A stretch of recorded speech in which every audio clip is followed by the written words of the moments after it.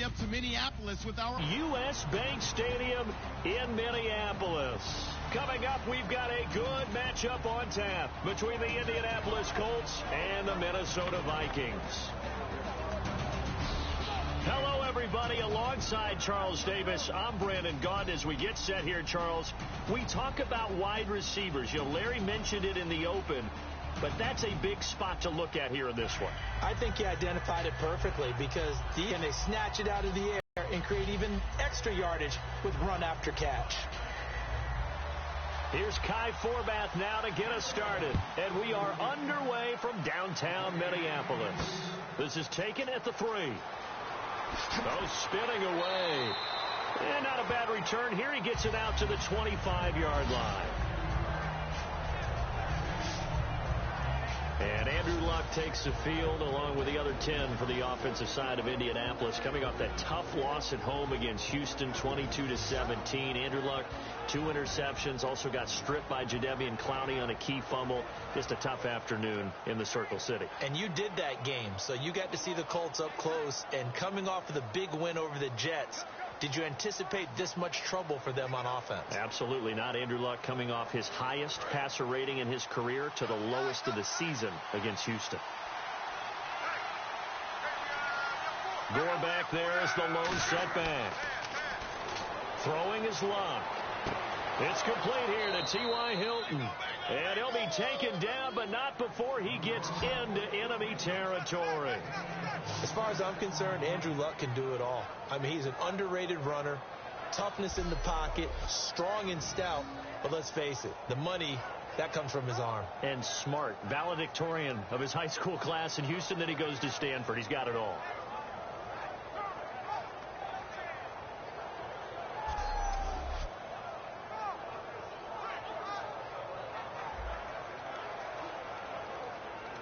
And the offense lining up 1st and 10.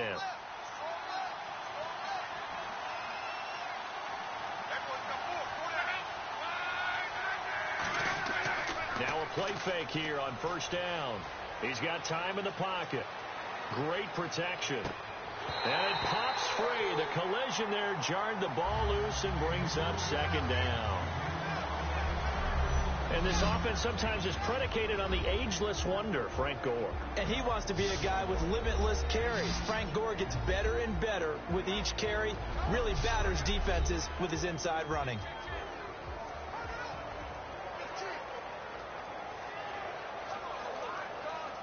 Second down following the incompletion.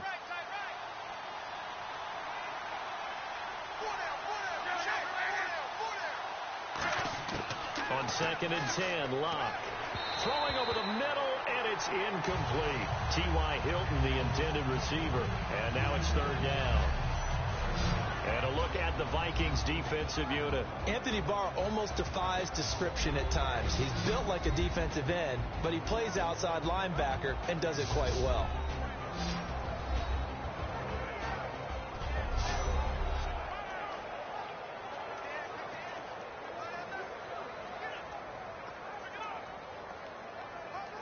So still a full 10 yards to go here for the offense on 3rd down. And some space here. And he'll slide down to avoid the contact. A gain of 19 and picking up the 1st.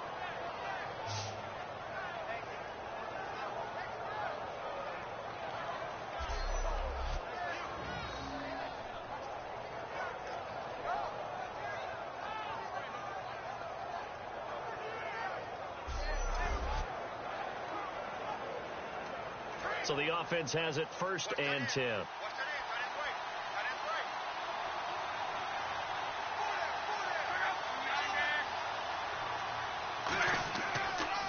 Here's the first carry now for Frank Gore. And he'll take this down just shy of the 25-yard line. Call it a gain of 4 on 1st, and that'll make it 2nd down. Against Houston, a touchdown reception for Gore, 74 yards from scrimmage. But I want to go back to the Monday night game against the Jets Week 13, Charles, because he passed Tony Dorsett for number 8 all-time in that win. Didn't get the win, which is going to drive him crazy because Frank Gore is all about winning. But when I see him pass guys like Tony Dorsett, I often think of what one GM in the league told me. When I draft players, I compare them to how much Frank Gore plays the game hard and passionately, and measure them that way. That's a high compliment. What terrifies defenses when they see slant routes thrown is that the receiver is on the move, and oftentimes he catches it and gets upfield. Does a really nice job rallying to him and stopping him for a minimal gain.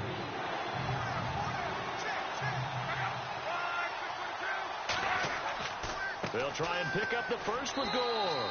And he's going to have a first down here as he gets this one to the 17-yard line.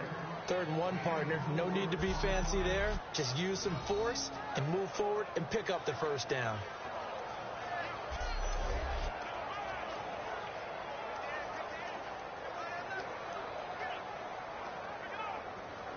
Offense walks to the line for play number 7 of the drive.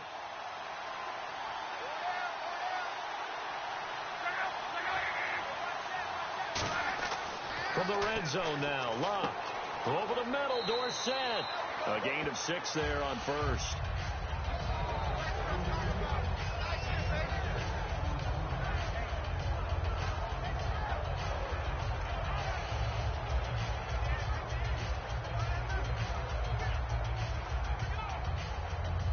So they complete the pass, and now they face a second down.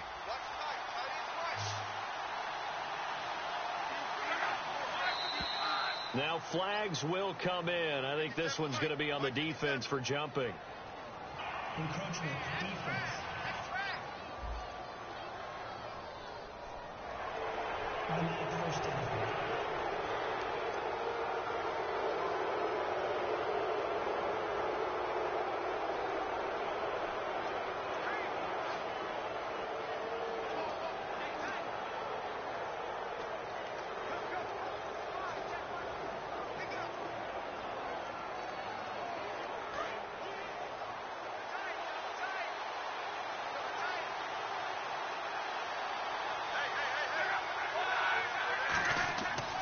Following the penalty, it's Gore. And they'll get him down here at about the 5-yard line. It's a gain of a yard, and it'll set up 2nd and goal. Be interesting to see now what they do offensively down near the goal line after not much there that time. As the offensive play caller, that may change your sequence now. Instead of coming right back with a running play, you may have to go to the air.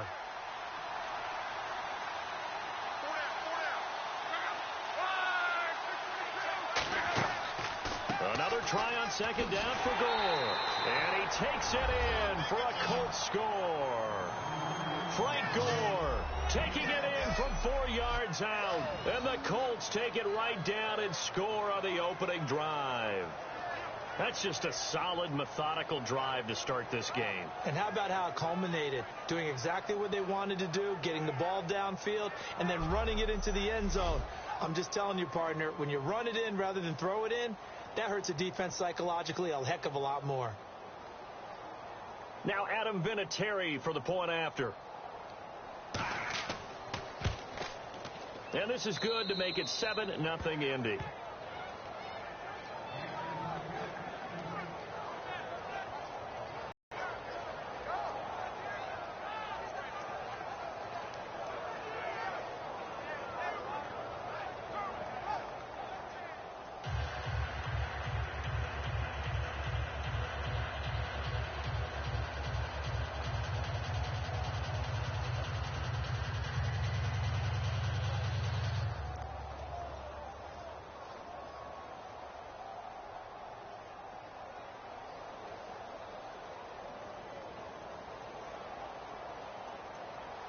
Now after the touchdown, here's Pat McAfee to kick.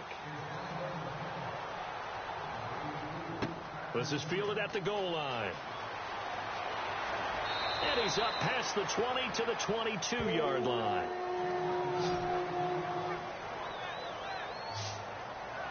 And here comes Sam Bradford and the Minnesota Vikings. Of course, everyone remembers their hot 5-0 start, and then they fell to 6-6, and now they get a win to get to 7-6. And head coach Mike Zimmer back on the sidelines in a much-needed Vikings win. That was great to see because we were all concerned about Coach Zimmer's health. So to see him back on the sidelines leading his team, that was terrific and heartwarming. But how about Sam Bradford? A tremendous performance, and you know he's had the knee troubles throughout his career. But did you see him break out of the pocket and run for a key key first down, Sam Bradford's trying to get his team to the playoffs. Yeah, finished with 292 and a touchdown pass.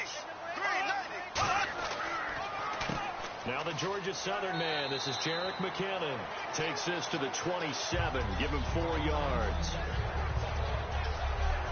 Time to feature the offensive starters and to give some love to the tight end, Kyle Rudolph. He's been to the Pro Bowl already, battled a few injuries, but he's back and better than ever.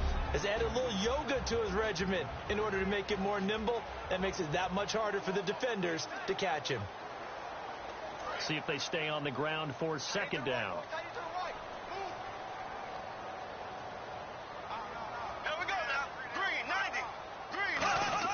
Now Bradford on second down. And he takes a shot on the release as this will be incomplete. And let's go through the starting defense for Indianapolis. Mike Adams can cover receivers whether he's playing in the slot or outside the numbers at cornerback.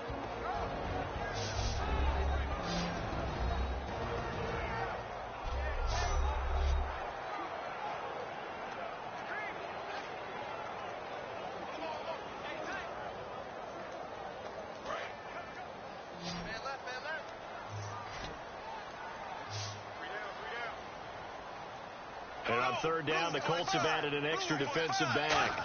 Flooding the passing lanes. Bradford to throw it. And this time he's got the hook up. It's complete. A gain of 11 and a first down. One of the selling points of the in route is it gives the quarterback a really nice sight line to his receiver and almost on a direct shot able to throw the ball into the middle of the field and have a great chance of success as they did on that play.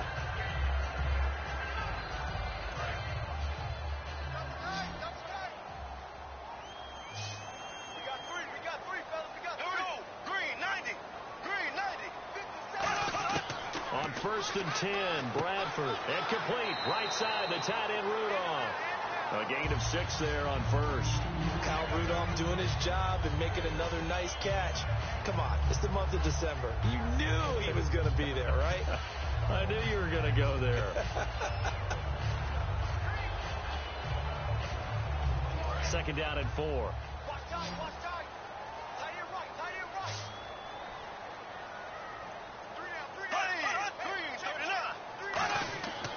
Again, it's Bradford.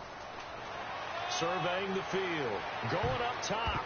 And he bats it away, and it falls down incomplete. Stephon Diggs, his intended receiver. And it's 3rd and 4.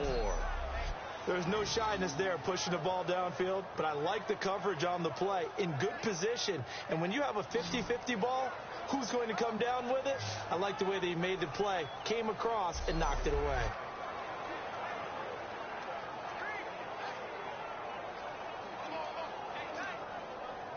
Incomplete pass on second down. Let's see what the offense draws up here on third. Bradford again. And this one hauled in by Rudolph. The completion there winds up a wash, and it'll bring up 4th down. That goes in the category of a play that the defense is going to cherish and excites them. A completion, yes, you give up the pass, but no gain. I mean, that's exactly what you want on defense. And sets up the 4th down. Now the 4th-year man, Jeff Locke, on to punt it away.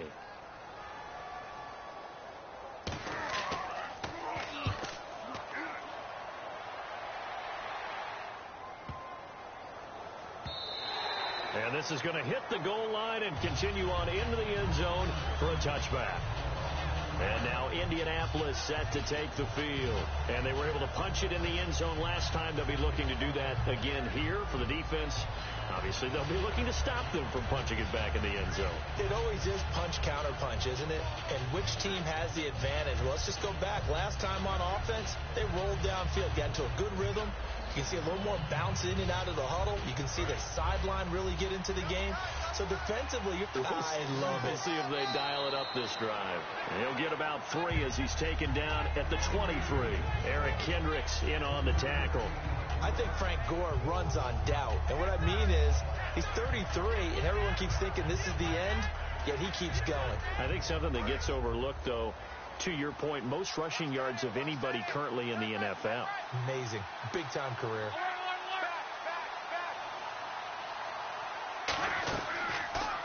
On the draw, Luck gives to Gore. And he'll fight forward to about the 27-yard line. 3 yards is half of what they needed. Now can they get the other 3 here on third down?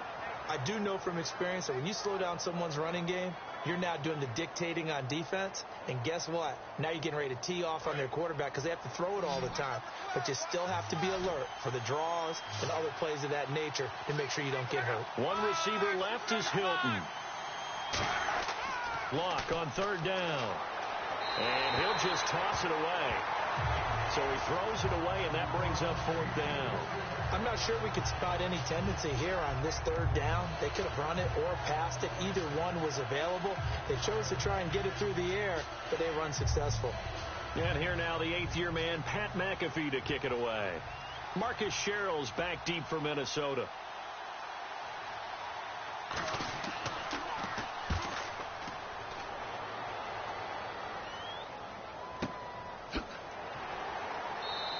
Officially, that'll go as a 52-yard punt. Not too shabby. And the Vikings will be backed up deep to begin their drive as they take over 1st and 10. And now out comes Minnesota. And they'll be looking to avoid what happened last time, which is punting the football. But when you look at how teams play the game, that complementary football comes into play. How do I take care of my defense? How do I take care of my offense? Well, the defense is taking care of them in a lot of ways. Now it's time for the offense to jump things up and help their defense out. Give them a little bit of rest. Yeah, time for them to give them a rest. Took the words right out of my mouth. Hey. We got three. Three down. Here we go now. A first down throw for Bradford. Backing up. And the pressure gets to Bradford, and down he goes. Eric Walden coming on the blitz. He gets him for a loss of 7.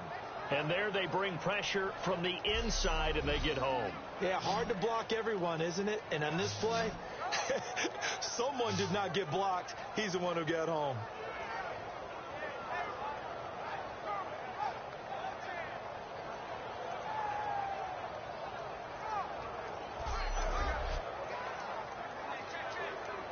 Clock rolling as we hit the midway point of this first quarter.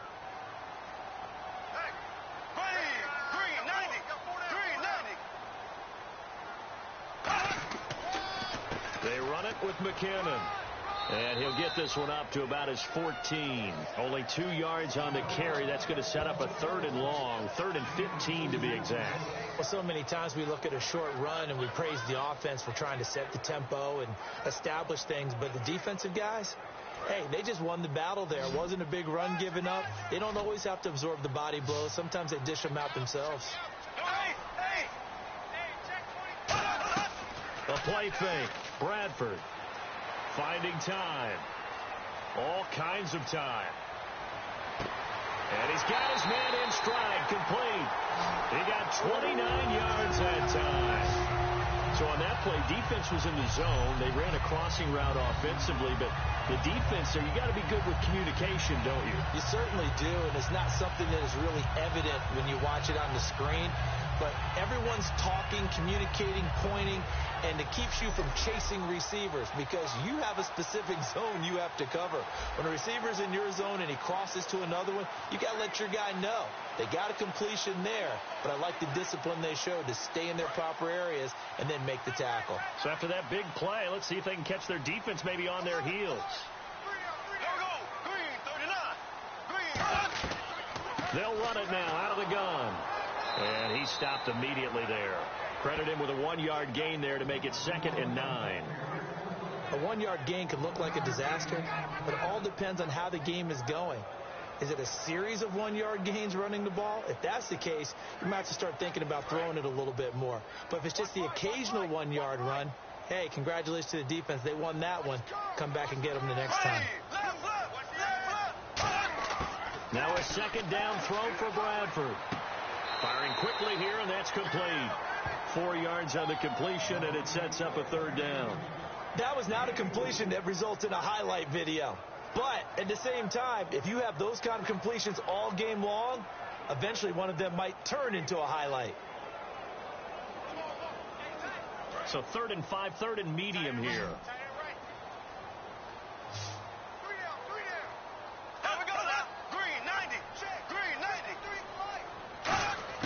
Bradford from the gun on 3rd down. Looking left side, he's got it. Complete. It's a 10-yard pickup, and it moves the chains.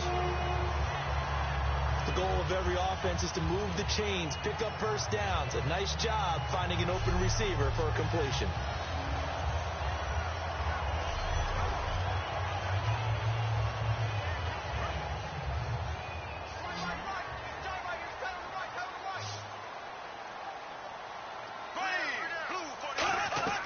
Now a play fake here on 1st down. He's got time. Now a hit, and the ball comes out. Bradford has lost it, and the Colts pick it up. And they'll start out with great field position at the 47-yard line in enemy territory. The pocket collapsed around him. I know we talk about it a lot, but a QB has to have that sixth sense, doesn't he? He really does, and I know of one team at one point was training their quarterback with that time frame, and anytime he didn't get rid of the ball within the right amount of time, they would blow a horn or blow a whistle to show him this is what that time is, just what you're talking about, training him to understand this is the amount you have, make sure the ball's gone. Didn't happen in this case.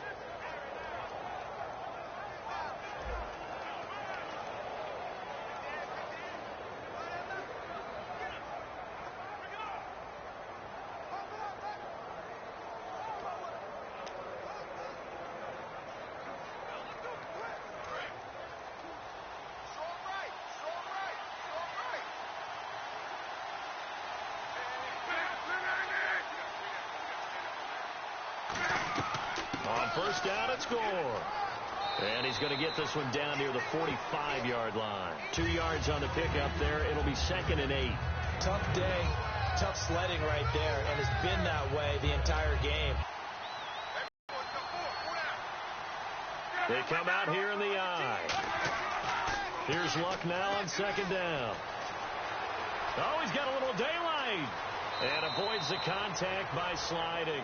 It's a pickup of 15 and a fresh set of downs.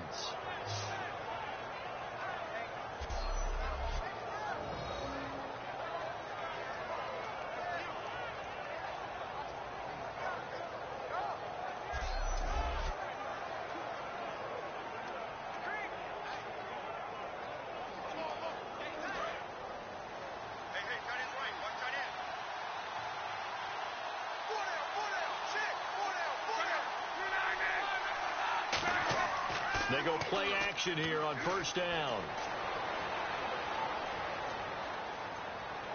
And Dwayne Allen on the ground. That throw good for 4. It's 2nd down.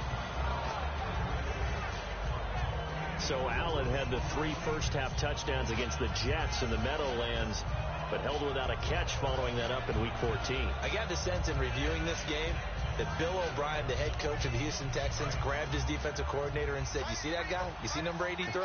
Find him. I want him covered. All right? No 3 touchdowns against us. I think they adjusted defense quite well, and other people didn't pick up the slack they needed to. Now on 2nd down, this is Gore. No gain on the play there, so they're left with a 3rd down and 6. And if you're the defense and those D tackles, you like that they're trying to run the football here against your 4-3, don't you? Yeah, because they tend to eat things up because they are so strong and physical, and especially when they play with leverage where they get lower than the offensive lineman and control him. And what I love about the good defensive tackles, they can play over the guards, they can slide and play over the center. Nobody in the offense likes that day when they have to deal with those guys. And he's got a man open. That's Allen. And he picks up the 1st down yardage as he takes it down to the 16. And a good quarterback facing zone coverage. If he has just a little bit of time to survey the scene, that's what's going to happen. No doubt about it. If there's no pressure, he's going to continue to pick them apart because he'll have all that time to find someone open downfield. You can only cover for so long. So maybe they want to go to a zone blitz scheme, get a little bit more pressure. Remember when Carolina did that against Denver? They lost the game ultimately. They dropped the defensive end out, and he ended up with an interception in that game in Super Bowl 50. Maybe some sort of scheme like that to try and get more pressure at the passer. And they'll lose yardage here. Knocked back to the 19-yard line. That's going to go as a loss of 2, and it'll be 2nd down. All right, partner, despite my eating habits, I'm not big enough to play offensive tackle, nor am I quick enough. But with the defensive ends nowadays and their speed, those guys have to be able to punch and dance, and it's a tough, tough job to contain them. And here comes play number 6 on this drive.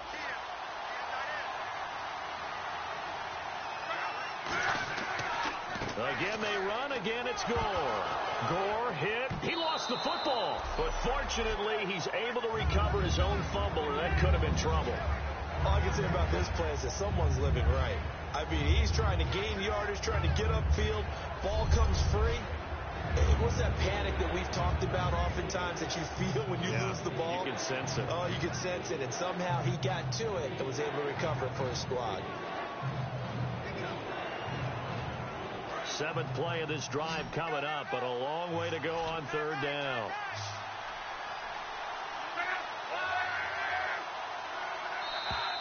Now we've got whistles and a flag. Looked like one of the Colts linemen might have jumped.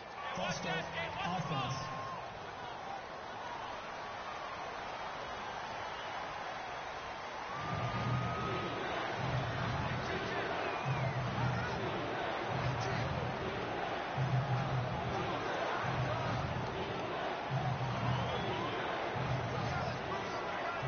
Seventh play of this drive coming up, but a long way to go on 3rd down.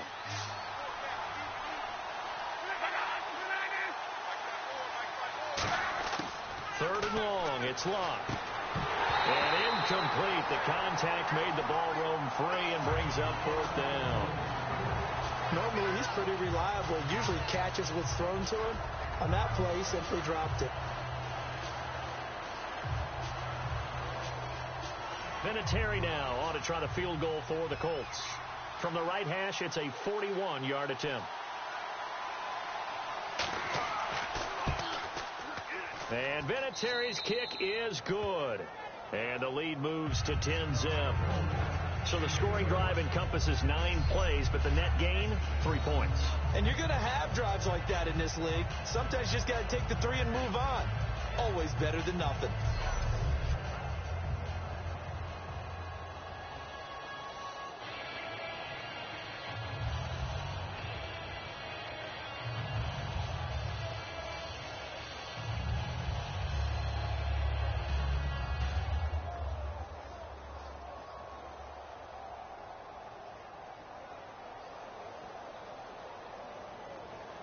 Here's the punter, McAfee, to kick it away. On the return, here's the dangerous Cordero Patterson. What a spin. And he'll take this one near the 25, call it the 26-yard line. And now out comes Minnesota. And the turnover last time, that's sort of been symptomatic of their struggles here in this one. Big word. I like it, though, because you're exactly right. You like that, don't you? All game long, they've struggled moving the ball, turning it over on the last possession. Is that word again, symptomatic? Yeah. I like that. Your analysis, symptomatic of the success of this broadcast. What I like is that you gave me the word, and I just kept using it.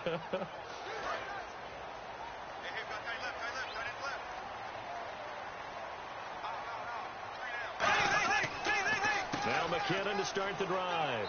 And running room scarce here. He's going to be stopped in his tracks at the line of scrimmage. Now that's the type of play that'll fire up a defense. Hold them to 1 yard on a first down run. It'll be interesting to see if the offense decides to press the run at all, or if they'll abandon it now after gaining only 1 on that play.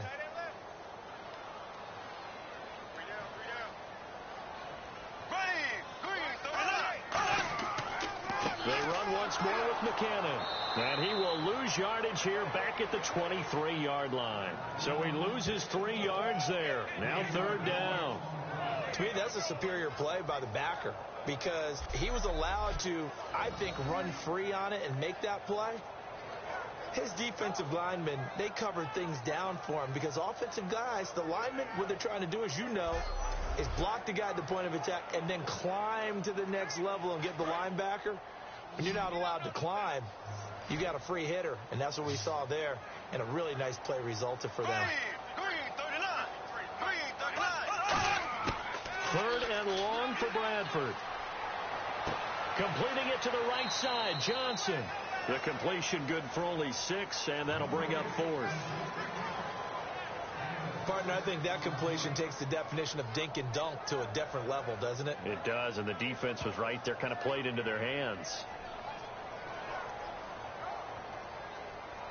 Here's Jeff Locke now. On for his second punt. He'd take a repeat of his first.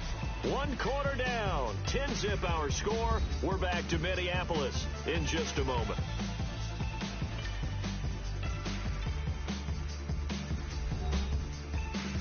This presentation of the NFL on EA Sports is brought to you by Gatorade, the sports fuel company.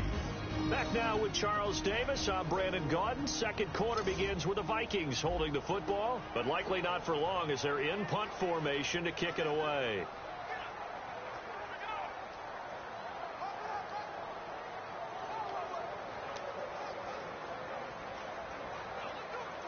Here's Jeff Locke now as he'll kick it away for the... Going away, and boy, it's another boomer. Calls for the fair catch, makes the fair catch just inside the 15-yard line. 51 yards on the punt there. And the Colts are going to take over, albeit deep in their own territory. And now Indianapolis set to take the field. And they're not going to play this conservative, I don't think. They had the field goal last time, and they're up, but they're looking to put a drive in the end zone. Oh, I agree with you totally. No one goes out on the field and says, all right, let's just settle for 3, except in certain situations, trying to ice a game, that sort of deal.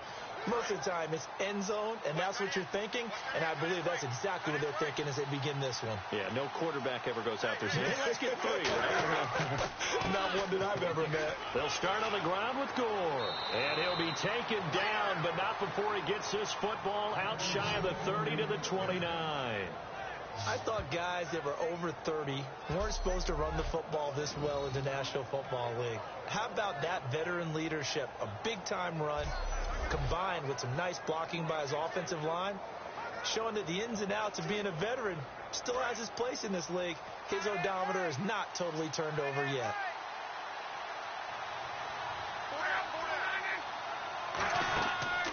Gore again here on first down.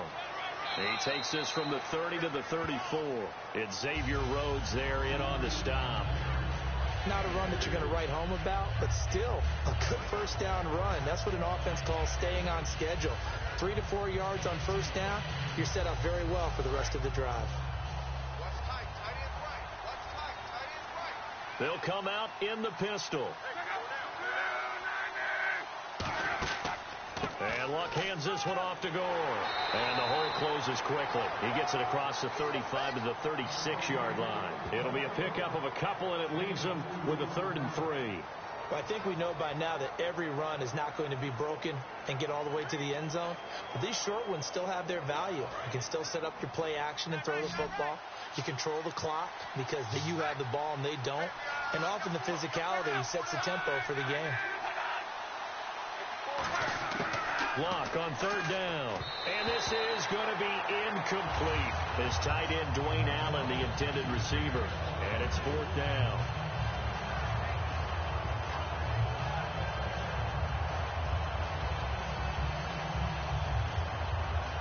Here's Pat McAfee now as he'll punt it away for the second time.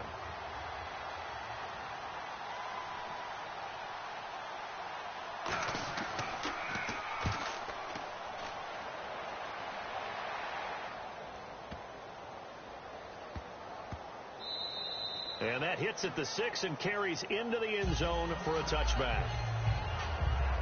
Now the Vikings offense works their way back onto the field. And last drive, 3 and out. Still a goose egg on the scoreboard. How do they break that goose egg? They've got to find a way to get the ball in the hands of their playmakers, get them some space, and try and make a first down and get some momentum going. It's been a struggle for them throughout the game, and that 3 and out on the last possession, that told you just how stalled they are on offense. So who will step up here? We'll see.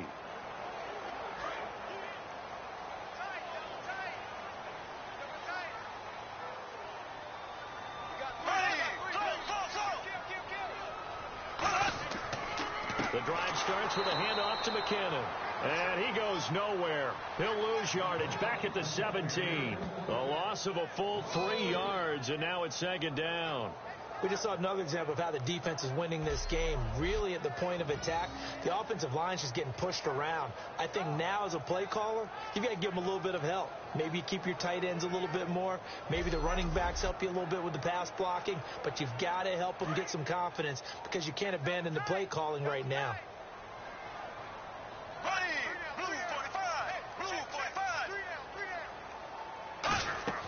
Off the play fake, Bradford. He's got time in the pocket. He's going to go for a big play downfield. So the long attempt falls innocently to the ground, and it brings up third.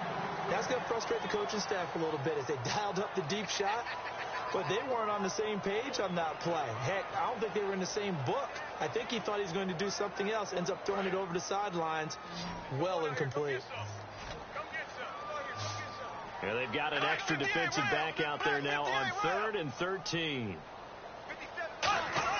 Play action now. Bradford.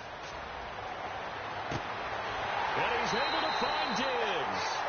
A good pickup there at 22. Well, we know he's got the speed there. He needed the speed and the hands. A great catch. And because of that speed, you have to respect it as a defender. So you have to either play off or make sure you're somehow in contact with him, and he's able to do exactly what you said.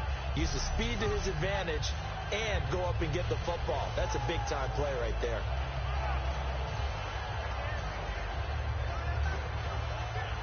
So after that big gain, let's see what else the offense has up its sleeve. Here we go. Green 39. Green 39. Here's McKinnon. And he's going to bowl his way forward to the 48. A nice run there, 9 yards, and it'll be second down. Some runs are blocked so well, you almost forget that someone has to carry the ball to gain the yardage. The leverage by the offensive line to create space up front, really well done. And after the play on the ground, that brings up second down here. Here we go. Green 39. Green 39. A play fake. Bradford. He gets it left side of Johnson. A nice pick up there, 10 yards, and it'll move the sticks. And now the passing game here in the second quarter starting to heat up a little bit. Don't you feel the rhythm starting to happen, right? You see it now. The confidence is starting to rise. I think now as a play caller, because that has happened, you lean on it a little bit more. You don't go totally away from running the football, but you do say, guess what? We can throw it. We can throw it well with a whole lot of confidence. Blue 45. Blue 45. First carry of the game here for Matt Asiata. He'll fight forward for a couple down inside the 40. Darius Butler makes the tackle. Now, the Vikings run game numbers-wise the worst in the NFL. Asiata was okay in the win over Jacksonville Week 14, 37 yards and a touchdown, and continues to be whispers of maybe seeing AP down the stretch. And he has actually fanned those himself a little bit, talking about if we're in playoff contention, I'm doing my best to make my way back. Well, I think the team bought another week of playoff contention with their win over Jacksonville. So we may very well see number 28 back on the field in purple. And this time not quite to the 30. It'll be down at the 31-yard line. 9 yards on the pickup there, and it keeps the drive alive. So much goes into a successful play, doesn't it? How about that play action there? Freezing the defense just enough to spring the tight end free downfield for the completion.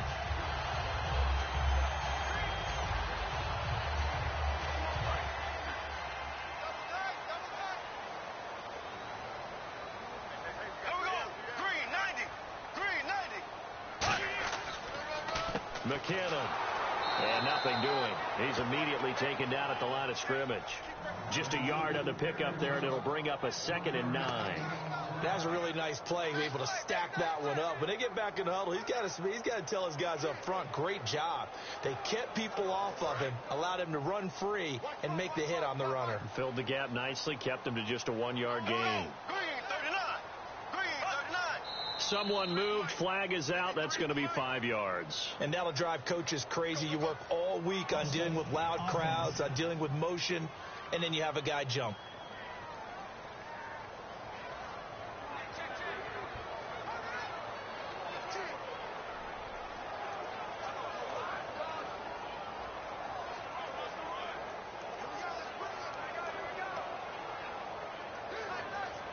Offense needs something here on second down. It is 2nd and long.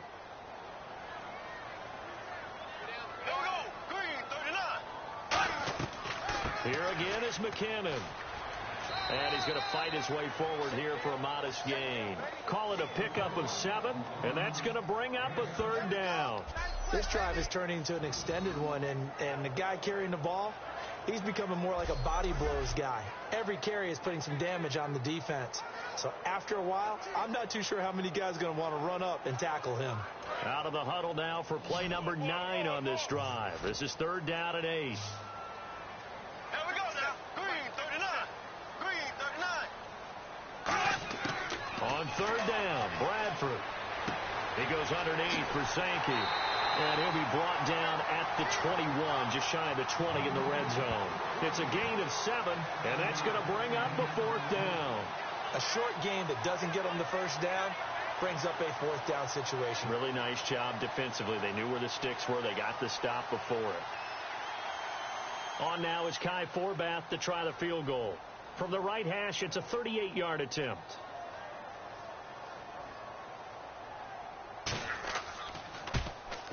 And Forbath will put this one through, and they get themselves on the board here. Take them. Anytime you can put anything on the board, you run to your sideline somewhat happy.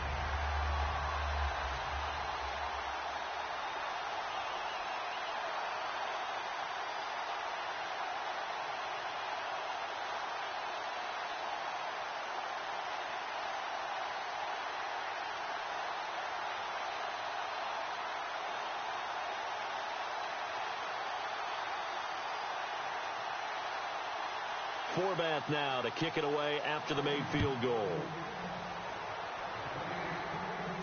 This one taken from the 7. And a good return as he'll be stopped just shy of the 30-yard line. Here comes the Colts offense now as they make their way onto the field. And a tight game after punting last time. See if they can get something going on this drive. As they head to the field now, with the game this close, you've got to feel there's a sense of urgency for them going on offense right now. But they have to do it without letting panic creep in and affect their play.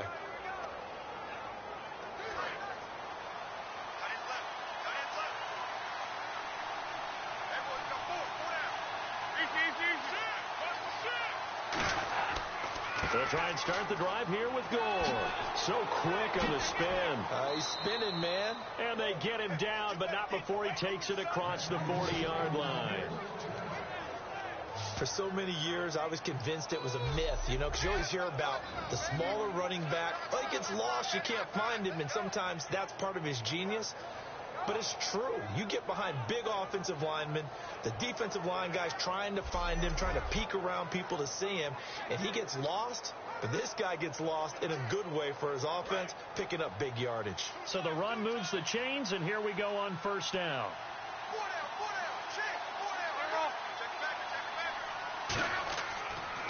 They'll stick to the ground game with Gore.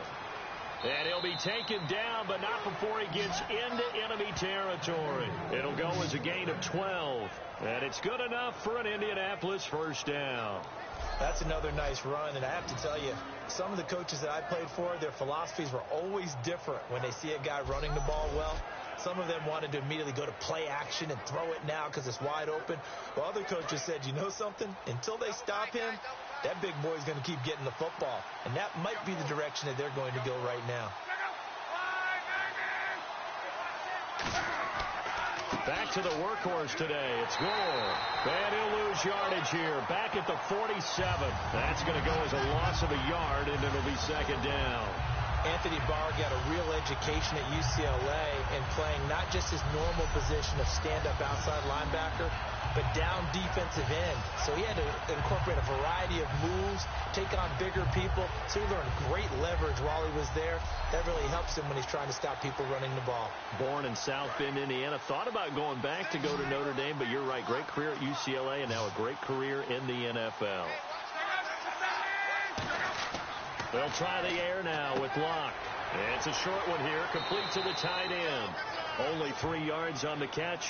It's third down. I know exactly what's going to be said about that play from the defensive perspective. What's that? That's why I tell all you guys we need more than one tackler to the ball. He broke the first tackle. Luckily enough, there were more people there to get him down.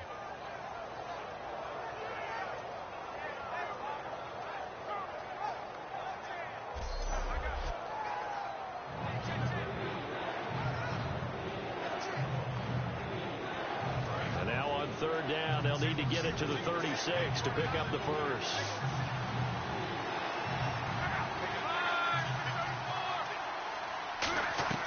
Play fake to Turbin. Now Locke. And he's got his man Hilton. A really good pickup of 28 yards.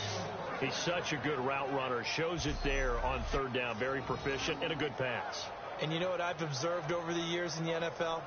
The better a route runner you are, the more confidence your guy's going to have in you to go to you in important times because he can trust you being in the right spot, and they connected there and picked up a first down.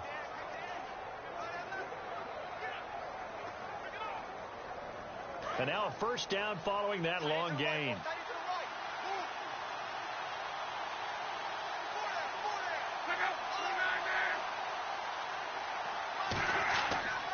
They'll run. This is Robert Turbin. They stopped after only a yard, taking it down to the 14. Tackle made by Eric Kendricks. And that's why you see a lot of teams that like to play 4-3 defense, especially against teams that run the ball really well, because you count on your defensive front, the tackles and the ends, to eat up the blocking in the offensive line and keep that guy in the middle clean so he can roam to the football and make a tackle.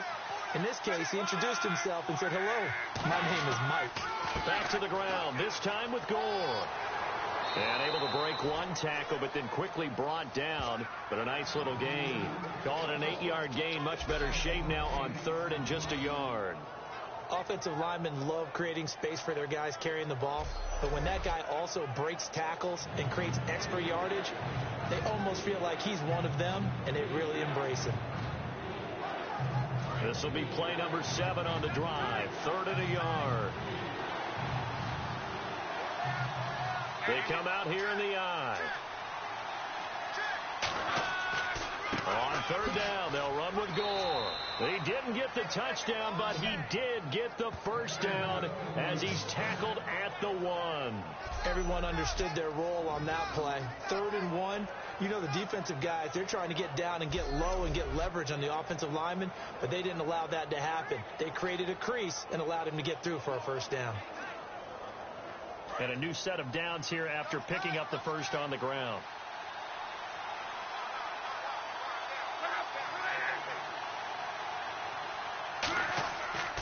They'll try and push it in with Gore. And no signal yet. I don't think he got in. He didn't. They'll mark him at the 1. It's a loss of a yard there, and now second down. Now that was a terrific play. We're down here near the goal line, and only one word comes to mind for me, and that's overwhelmed.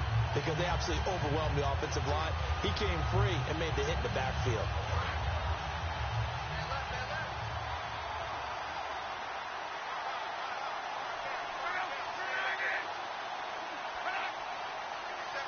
Second and goal. Defense digging in again here. On the run, it's Robert Turbin. They'll wind up losing 3. And now it's third down. 2 straight shots on the ground. Now on third, do you go to the air? I think the possibility exists, and if you're doing it, you're probably going play action since you ran it twice.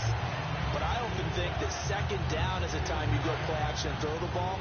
I say commit to the run and think about it being 4-down territory.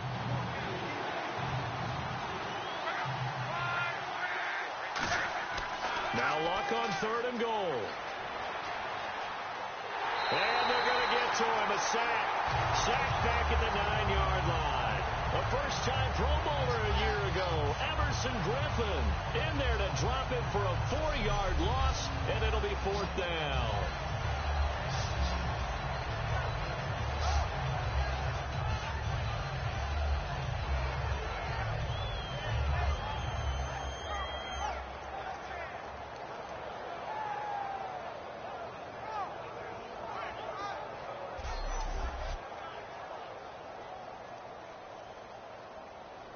So out comes the field goal team now for the second time here today. From the right hash here, should be an easy one.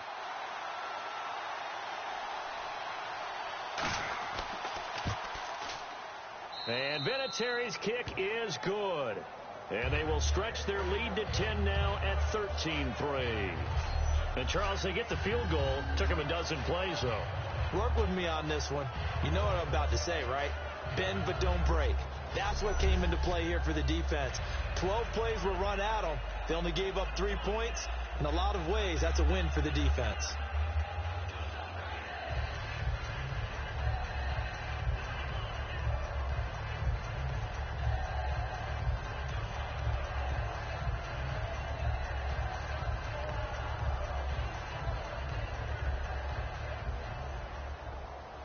Here's the punter, McAfee, to kick it away. This is fielded a couple yards deep. Oh, the spin. Oh, a heck of a move. Man. And it's a pretty good return here as he'll get it up to the 29-yard line. And out now come the Vikings. And tough to win games if you're going field goal, field goal, field goal here. They got field goal last time. Now they'll be looking for a touchdown. We're looking for the big chunk now because, as you noted, the field goal way of doing it makes it that much harder and puts more pressure on every possession for you now. Go ahead and get 6 and feel a lot more comfortable about the position they're in. Bigger chunks. We'll see if they can get the score. And on the outside, they're playing press coverage.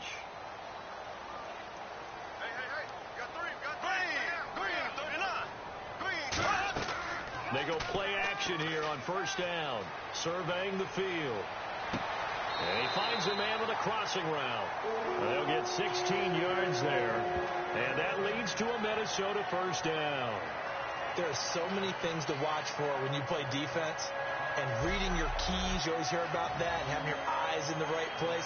Sometimes your eyes can fool you. How about that play action there? That sprang the big guy, didn't it? Able to dump it over the top to him. Offense comes to the line now, 1st and 10.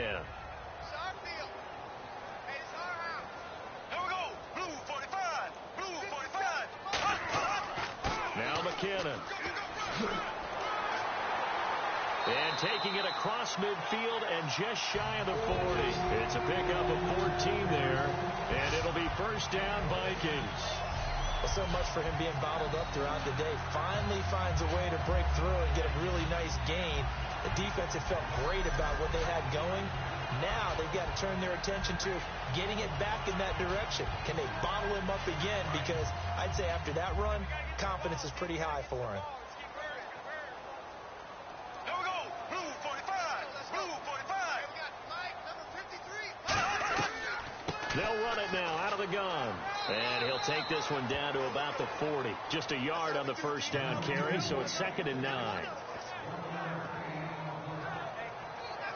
2 minutes to play here in the first half.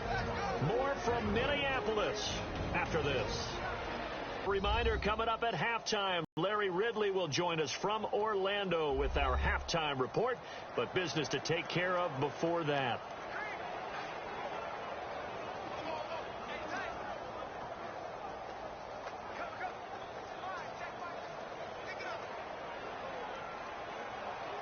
Second down following the run.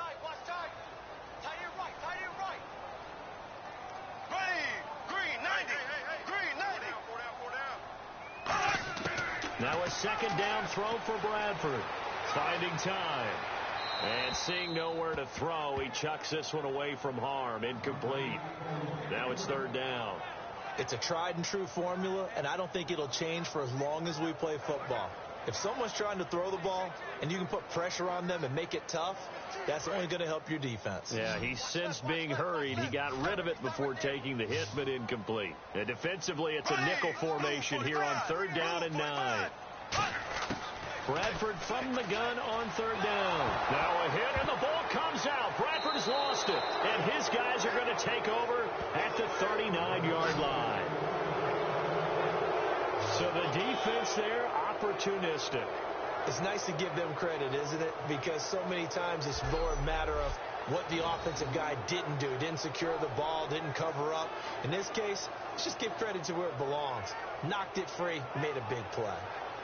Now the Colts offense gets ready to head back on the field. And they had 3 points last time, but they didn't want 3 points because they were well within range of scoring a touchdown. We'll see if they can do better now. I'm with you on that one. Let's just go ahead and be frank about the whole thing. The only one happy about the 3-point? The kicker. Exactly. He put it through the post. That's going to help him at contract time. But that offense, they're thinking, let's get in the end zone this time. I don't know if that helped him at contract time. You could have kicked that one through. I don't know about that. Toe bash. I don't know about toe that. bashed it. Super toe.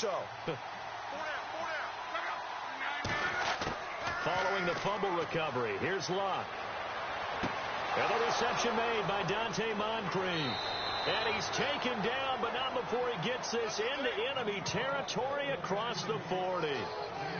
One thing I can say pretty safely, that route is not called if you don't have a guy who can throw the ball and put some mustard on it. Because if you're going to lollipop it in the middle of the field, bad things usually happen. It takes a strong-arm guy who can rifle it in there, and they were able to successfully complete that one.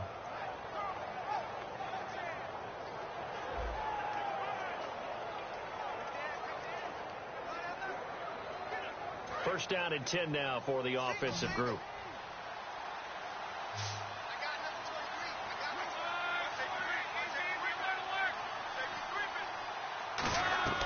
Now a play fake here on first down. Looking right sideline, but it's incomplete. He was looking for Dante Moncrief that time. That'll bring up second down. I hope I don't sound too rah-rah on that one, but that's the exact right throw. Either your receiver gets it or no one gets it. Give him a lot of credit for being really precise with it. Got rid of it. No one got it.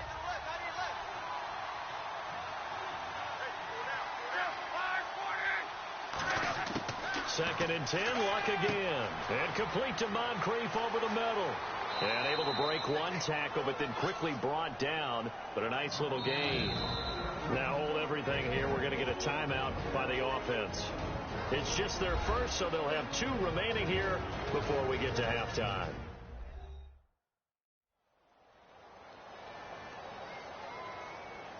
And we are back here. I'm Brandon Gaudin alongside Charles Davis. So the offense takes a timeout. And now we're set to get going.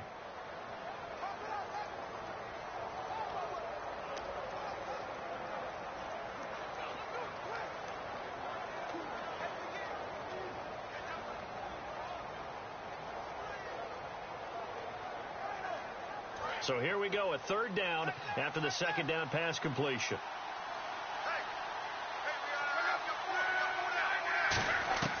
Block on third down. And an incomplete pass. That'll stop the clock here with just under a minute to play in half number 1.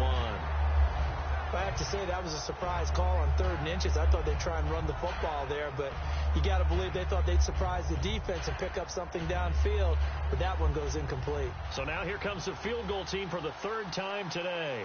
From the left hash, this from 46. And Vinatieri's kick is good. And that will stretch the lead up to 13. So he's been a busy man here in this first half. That's 3 field goals for him now. Not just 3 field goals, but 3 for 3. So even though this offense has struggled a bit putting it in the end zone, they've still been able to come away with points.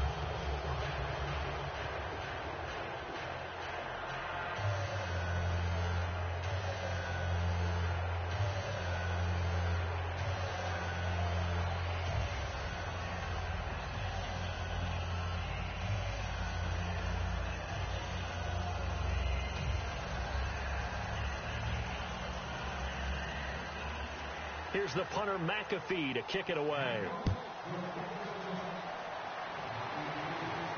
Now it's Patterson. A little 360. And he'll take this across the 25, a couple extra yards up to the 27-yard line.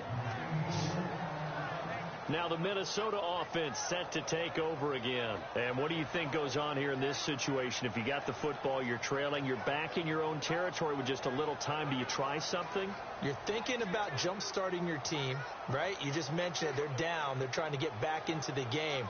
But you got to figure if something goes wrong, you may have put yourself in a spot where you may not be able to come back in the second half. Managing risk, this is a big decision here.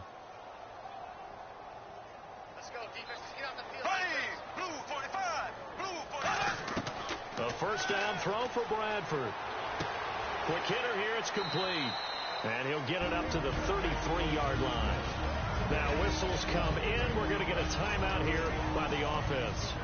It's just their first, so they'll have 2 remaining here before we get to halftime. And we're back. The offense had a chance to talk things over. We'll see what they come up with here on this next play.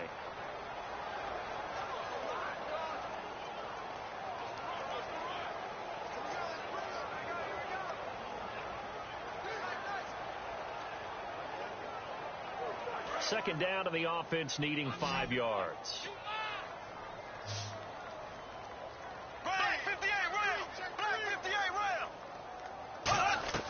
Now Bradford on second down. Screen play, McKinnon.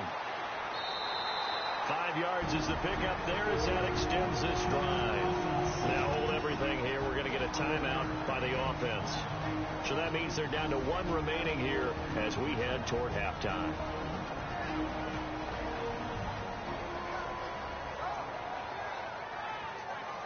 So the offensive unit called the TO, and now we are ready to resume play.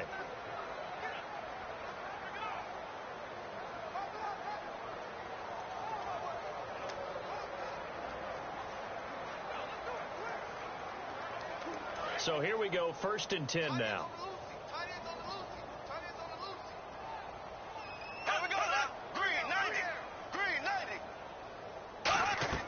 They go play action here on 1st down.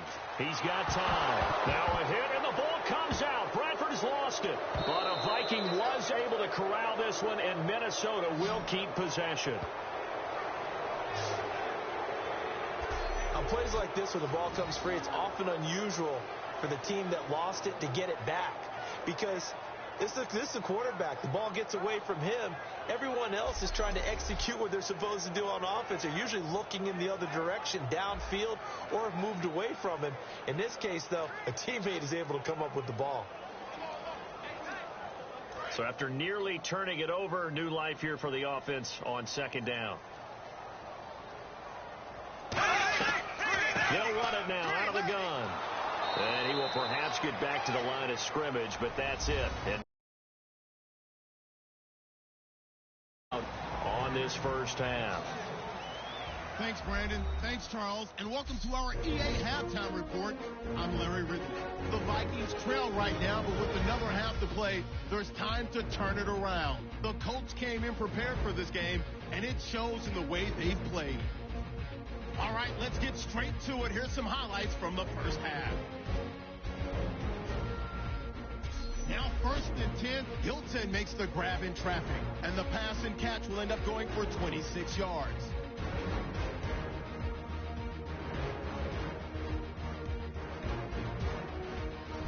Colts have it later on the drive. Gore is looking for room to run, and he'll run it in from 5 yards out. They strike 1st in the half. 3rd and long. Bradford's on target here, and he'll eventually be brought down, but not before getting to their own 43-yard line.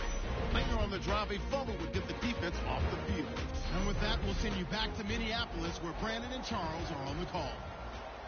All right, Larry, these two teams back out there as we get set and ready for this second half.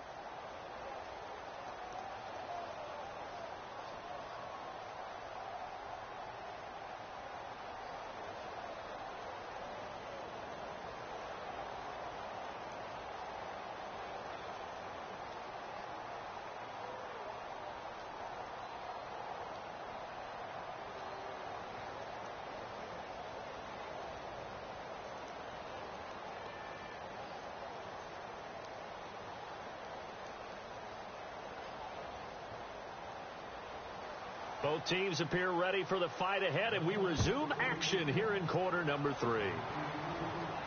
This fielded a few yards into the end zone, and he won't return this one. He'll go down to a knee, and they'll start at the 25. Out come the Vikings. They'll have it first on offense as we begin the third. They have the ball here for the inaugural drive of the second half. Pretty big deficit, though. We'll see what adjustments were made in that locker room. And I never want to make something more important than it actually is, right? I don't want to create more hype than what is there. But this is do that? I'm doing it, though. This is a really important drive. And we often talk about teams scripting plays to start a game. A lot of them script to start the second half, too. And they're scripting something that they expect to get them into the end zone and back into this game. We'll see if that script is a good one for them. And the first play of the drive goes to McKinnon. He takes this for 3 to the 29. Tackle made there by Mike Adams, a strong safety. Well, we all know the guy carrying the ball is going to get the credit, both in the stat line and probably in the newspaper.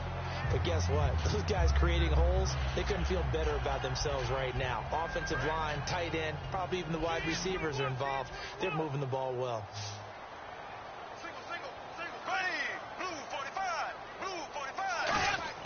Now a second down throw for Bradford.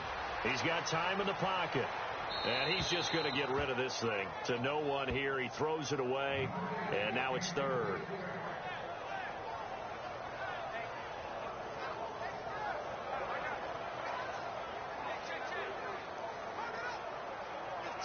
Offense faces a third and medium with 6 yards left. They'll put 2 receivers left, 2 to the right. On third down, Bradford.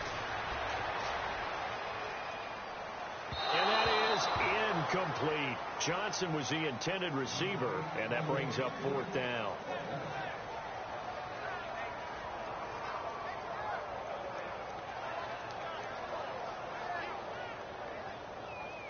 Here's Jeff Locke now as he's on to punt for Minnesota.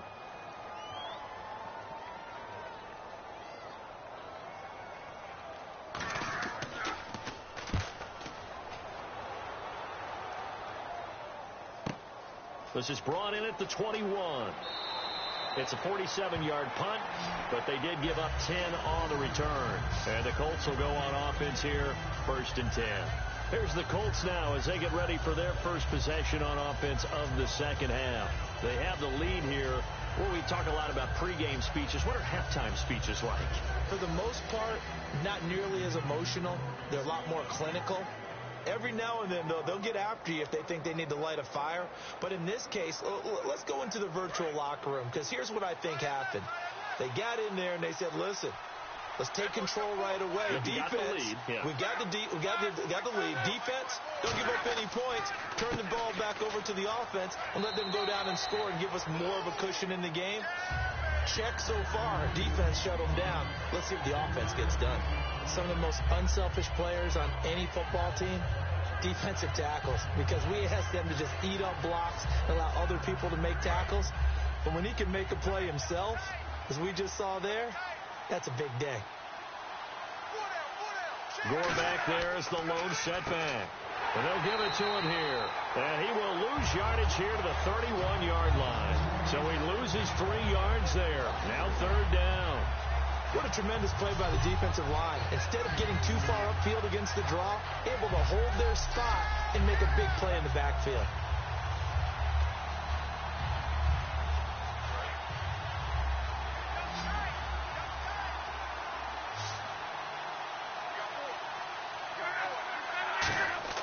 Throwing on third down, Luck surveying the field.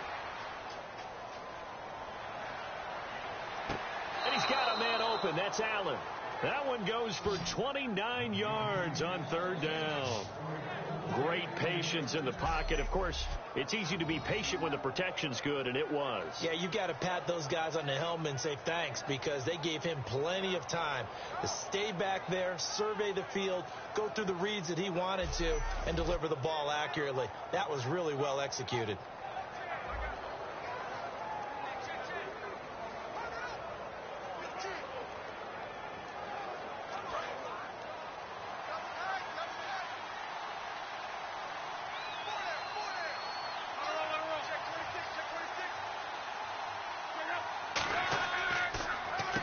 counter. Gore. And he's going to get hit at the line of scrimmage and driven backwards. That's going to go as a loss of a yard, and it'll be second down. They tried to run the counter, just that the defense wasn't fooled. And when they're not fooled, you see the end result. Because what you're doing there, you mentioned the counter. You're using your offensive line pocket, but you're exactly right. Didn't move him, sat there waiting for him and made the play.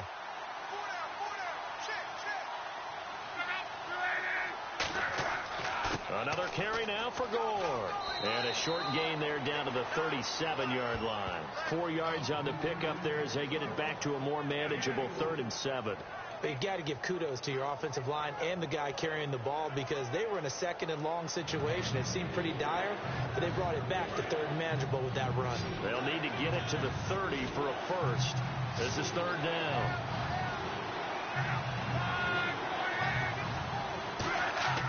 Throwing is Luck. Under pressure, and down he goes. Luck is sacked. Brian Robinson in there to drop him for a 6-yard loss, and that'll lead to a 4th down. Boy, he came in off the edge so quickly there. Look out, because that's exactly what it was being shouted by the offensive lineman to his quarterback because he had no chance to block it.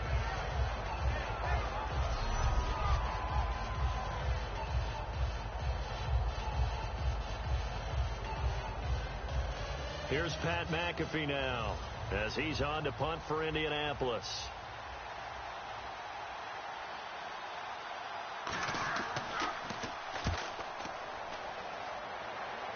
And they won't risk defending a return here. That one's out of bounds, and it'll be spotted at the 14-yard line. We get a glance at the Colts defense as they work their way back on the field. Their stay on the field last time was short-lived with a 3-and-out. See if they can get some more of that. And ordinarily, you want to be on the field playing, right? But 3-and-outs, that's almost gold to a defense. Get to the bench, get some rest, turn the ball over to your offense. We'll see what they can do here. See if they can force another 3-and-out.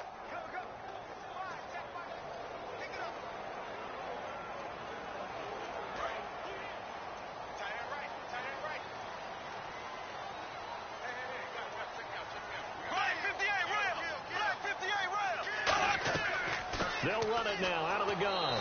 Looking for a seam, but finding none. He'll get back to the line of scrimmage, and that's it.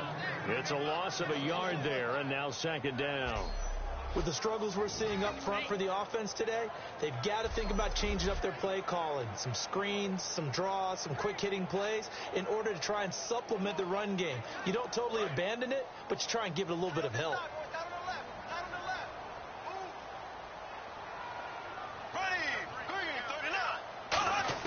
2nd down, Bradford. And he's got his man on the out route. 4 yards on the completion, and it sets up a 3rd down. All that practice time came to fruition on that play. All those timing routes that they work on through training camp, OTAs, minicamp, and just regular season, they got it done on that one. An outcut, ball was delivered, and picked up the completion. Defense looking to hold serve one last time here on 3rd and 7.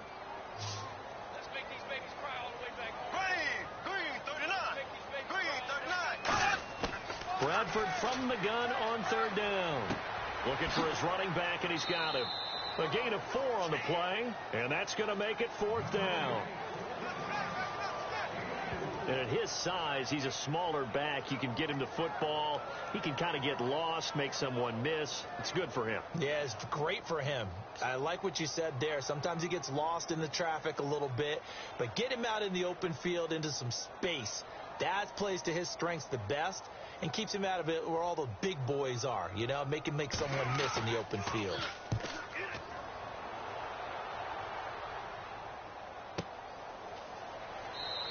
Call it 46 yards on the punt, just a single yard on the return as he was covered quickly. And possession will switch hands, 1st and 10.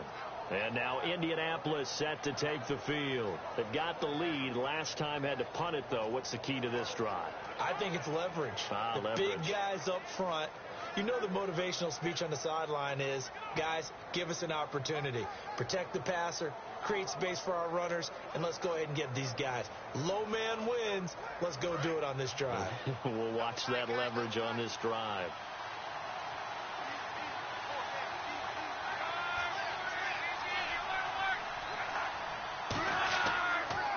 Luck gives to his running back, Gore. And he is going to lose yardage here. That's going to go as a loss of a yard, and it'll be second down. The insistence of speed at every position is really seen at the defensive end spot. These guys in the old days were often outside linebackers. They just pushed them forward because they wanted to play fast and get to the quarterback or the running backs quicker than ever before.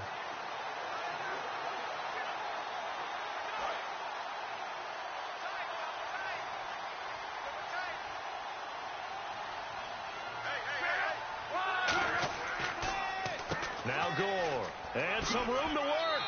And he'll work this one up to about the 38. 8 yards there on the carry, and now they're left with a much more manageable 3rd and 3. On a 2nd and long, it's really nice to see an offense that has enough confidence to run the football in that situation. I think that goes back to their practice and game planning. They've seen things that they've seen on tape and in previous games that led them to believe that even in a long-distance situation, they can still run the football and gain enough yardage to put themselves in a good spot on 3rd down. Block on 3rd down. The Vikings after him, and they get there for the sack.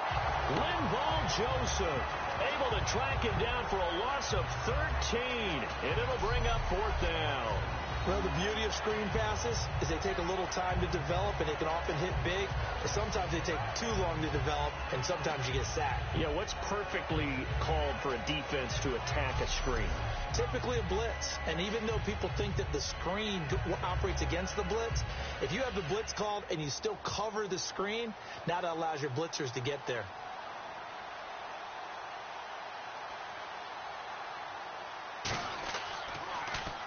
He's averaging just under 50 yards a punt as he gets this away.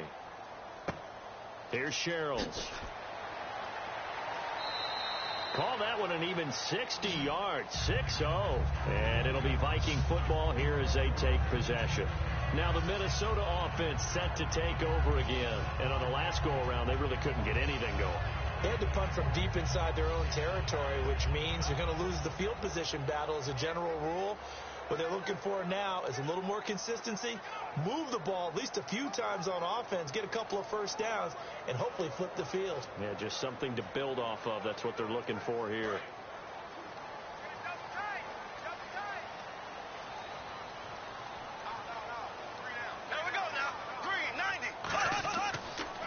And he'll give it here to his running back.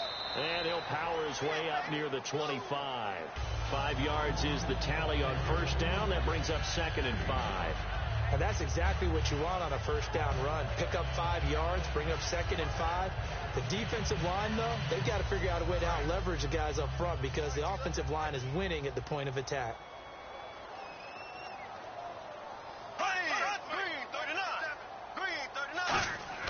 Now Bradford on 2nd down. Pass incomplete. Cordero Patterson, the one he was hoping to get it to. And it's 3rd and 5.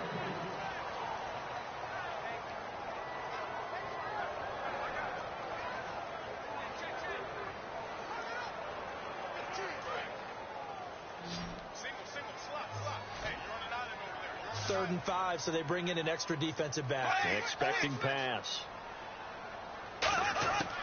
Working out of the gun, Bradford. And a quick throw here, that's complete. They stop him for only 3 that time, and that'll bring up 4th down. So much about offense is what you call hidden yardage. You know, you throw the ball to someone, they catch it, and then they can make a big play. You know, they create a play, run after catch.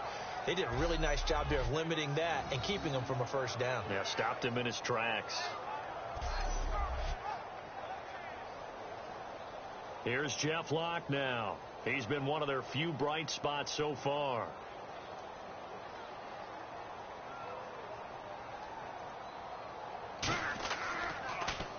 And he deserves a bronze leg as he gets this one away. It's taken to the 26. Give him 11 yards that time on the return. And out will come the offense as they take over. And now Indianapolis set to take the field. And they're coming off a 3-and-out, my friend. I think they've got to look at that play sheet and go to a spot that they haven't gone before. Time to shake things up a little bit to try and get this offense moving. Okay, so how do you do that? How do you shake things up? You look at what you've called before, realize it hasn't worked Go to so something well, else. and maybe you try and find one of those special plays from one of your better players, and maybe try and hit something big and get things going in the excitement area. Gore back there is the lone setback. And he'll get it up the middle. And hard running's going to get him over the 40 to the 42. Give him 5 on the carry there, and it'll be second down. Frustrating for a defense, energizing for an offense. Finding a way to create that type of yardage in your running game, that'll make the guys carrying the ball very, very happy.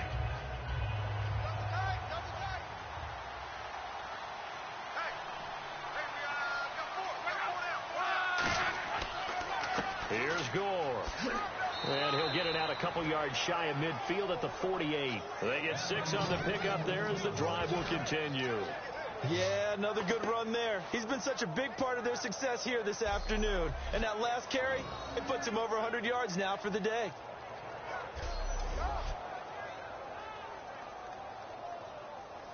And a new set of downs here after picking up the first on the ground.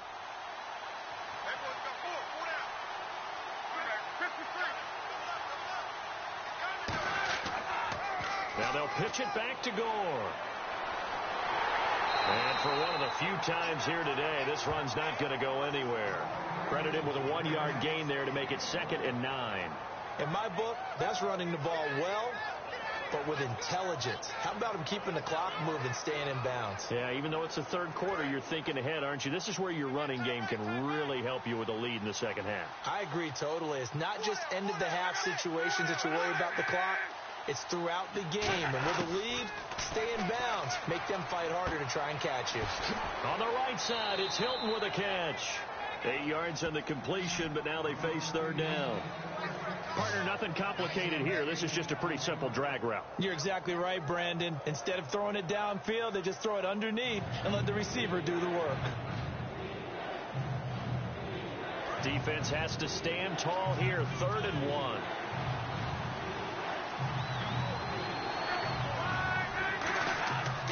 They'll run here with Turbin. And he's going to get to the 31, enough for the first down. A nice pickup there of 11 yards, and it'll move the sticks. And that run was what a lot of people call an explosive run. Gave him good yardage, solid yardage. They feel good about the whole thing, and they did it behind a 2 tight end set. It's always interesting to watch what offenses want to do with the 2 tight ends. Sometimes they line them up together for a power set. Sometimes they put one on each side of the line of scrimmage to balance things out. No matter what, though, when you see 2 tight ends, it'll leave them with a 2nd and 3. And once again, leverage wins. The offensive line, lower than the defensive front. They moved them and found some good space for the guy carrying the ball.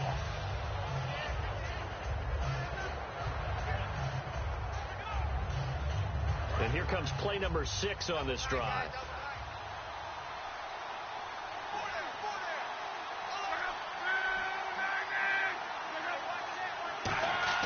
Play fake to Turbin. Now Locke. And that is caught. Touchdown, Indianapolis. Philip Dorsett, 23 yards for the touchdown. And the Colts add on to their lead. And he's a little bit on the shorter side as a receiver. Maybe sometimes for the defense, tough to find the little guys, right? Yeah, sometimes they get lost in the traffic, but usually what it means is that rather than just winning with height or even speed, they use their quickness to find a way to get open. Well, tall, short, wide, skinny, whatever, there it results in a touchdown.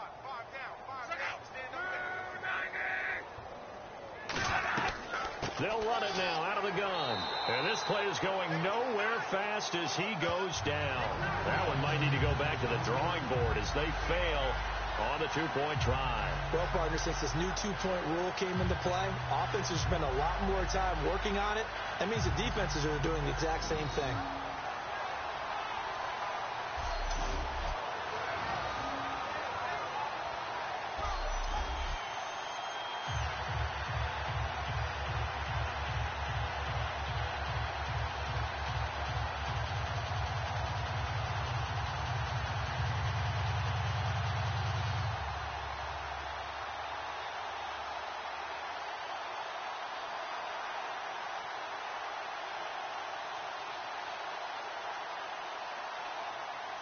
Now after the touchdown, here's Pat McAfee to kick. This is fielded a couple yards deep. And he'll get it up to about the 26-yard line, just across the 25. And now out comes Minnesota. And with this deficit, you can't have too many more drives like the last drive where you had to punt it away. You know what I would tell my offense right here? The punter doesn't exist, guys. He doesn't even exist. He's not a team anymore. I just cut it, all right? So you've got to go out and create some offense for us here and give us some points. No way does that guy get on the field on this drive. Poor punter. Yeah, it wasn't his fault. But, hey, listen, there's got to be casualties at times. We're trying to win a game.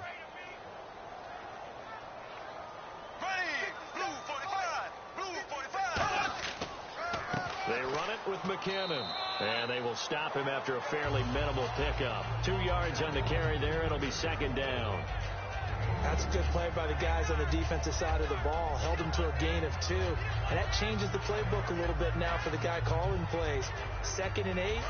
Now he's got to probably think about going to the air instead of maybe staying with the ground game.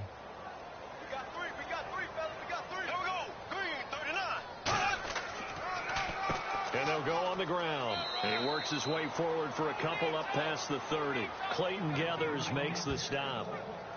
Partner, we know today's NFL is really built around the guy throwing the football. But these short runs, they still pay dividends because they can take their toll on a defense, and they can add up as the game goes along. You control the clock, you control the ball, and that way you often control the game. Defense thinking pass. They've got the nickel set out on 3rd and 6. On 3rd down, Bradford finding time. And he's able to find Diggs. And he'll be taken down, but not before he gets into enemy territory. I don't care how many times we see it. I still get a kick out of watching quarterbacks and receivers do the pass tree in pregame warm-up. But I always remember that when we go to practices, we see that after practices as well. They really tune it up, don't they? They tune it up. They know why they do it for these situations. First down. And they build that trust, and that's why they're able to find him in this type of a situation.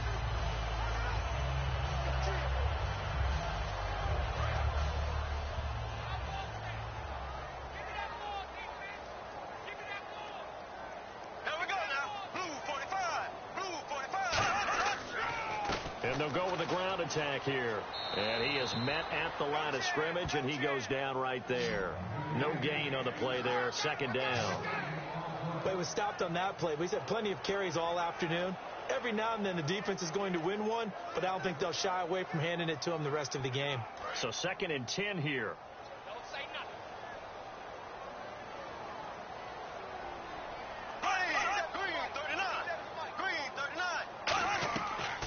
They'll run it now out of the gun. And able to push his way forward here for a good little gain. A 6-yard pickup on the ground that time, and that'll make it 3rd and 4 coming up. And there's a run to be happy with. Good, solid yardage. You'll take that any time you hand the ball to a back. So 2nd down was a run play. Now let's see what they do on 3rd.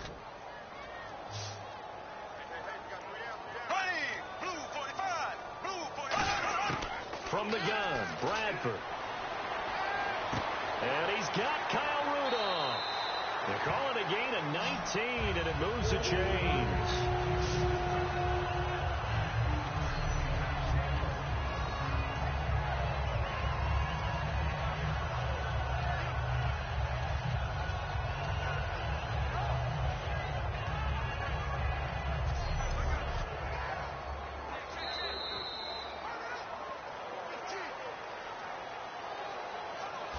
Three quarters in the books. We'll return with more after this. This is the NFL, and it's on EA Sports. And we return, welcoming you back to Minneapolis. It's the Vikings in possession of the football, but they need some points. They're trailing here to start the 4th.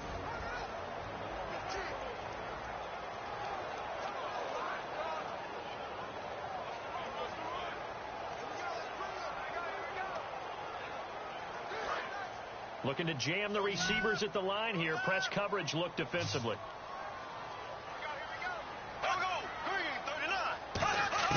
First down, Bradford. Over the middle here to Rudolph. A gain of 6 there on first. When you execute a drag or a crossing route really well and give them a chance to let it develop a little bit, you can gain some significant yardage hitting your tight end on that one.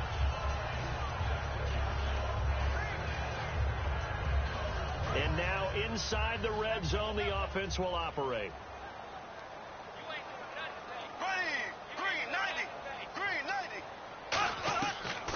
They'll run it now out of the gun. And he'll get about 3 as he's taken down at the 14-yard line. I think that run gives us evidence that the defense is getting a little bit tired out there. They've been out in the field for a long time, and that last run, they just cut right through them. This will be the 8th play of the drive, and it's 3rd and inches.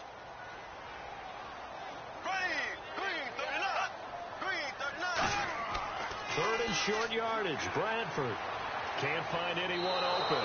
And he's not able to get away. Sacked back at the 22. So they dial up the blitz on 3rd and inches. It pays off. And frankly, they were probably dialing up a run blitz, expecting him to run it in that situation. But instead, they end up back at the quarterback and put him on the ground.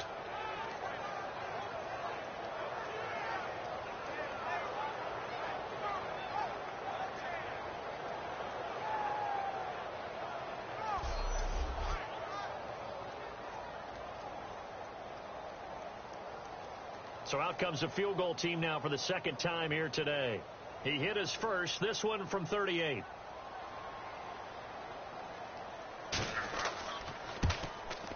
And Forbath will put this one through, and that'll get the deficit back to 16. All right, so it's getting late in this one. Now, you could argue that they needed to get back within 2 scores, and they did indeed do that, but they still face a pretty uphill battle. Yeah, even with the field goal here, it's going to take 2 fourth-quarter touchdowns now to get back in it. And that's going to be a tall order against this defense.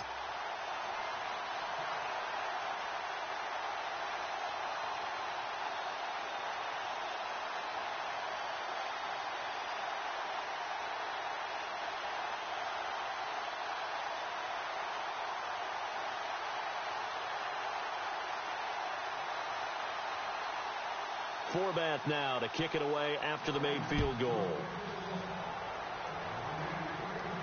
This is taken at the 3. And he'll take it up past the 25 to the 26-yard line. And the Colts coming out now. And that recipe on their last drive that resulted in a touchdown looked pretty good, so they'll be hoping to do that once more. And it takes me back to when we sat with the offensive coordinator and the head coach. They felt pretty good about their game plan and thought there were some holes in the defense, and they exploited them the last time out. Let's see if they can come back and put together a similar drive. And we'll see if they can do just that.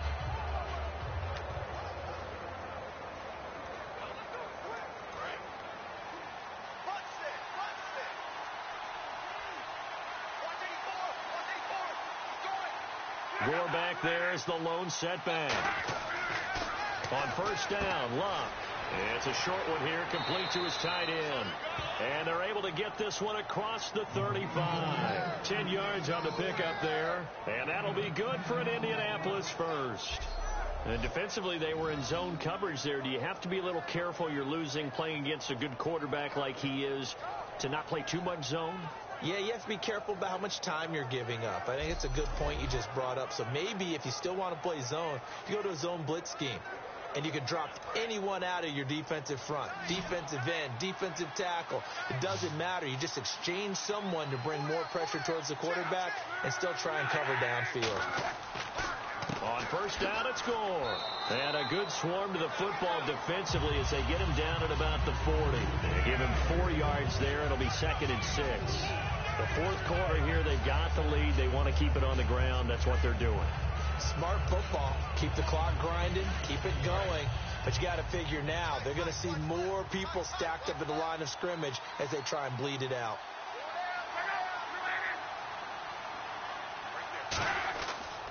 Now on second down, this is Gore. Calling a gain of a couple, and that's going to leave them with a 3rd and about 5. The best defensive linemen They play with great leverage so they can get low and not get bowled over by offensive linemen. They have excellent hands. They can throw people off on a play. We just saw a great example of a really good run stop by a guy playing the defensive tackle position. And the Vikings with an extra defender in the secondary on third. Playing coverage here. Now Luck. And able to find Dorsett. And he takes this one down all the way near the 30. A good pickup there, 26 yards. And defensively, they just don't seem to have much of an answer for this passing game. Not at all. And look at the confidence that's exhibited here. With that type of a lead, clock on their side, instead of running it, they're still throwing it, trying to pick up first downs and keeping the football.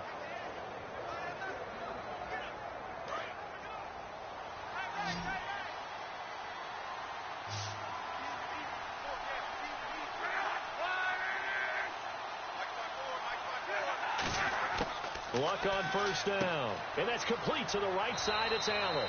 And inside the 20 before he's brought down. It's a gain of 14 there. And it'll give the Colts a first down.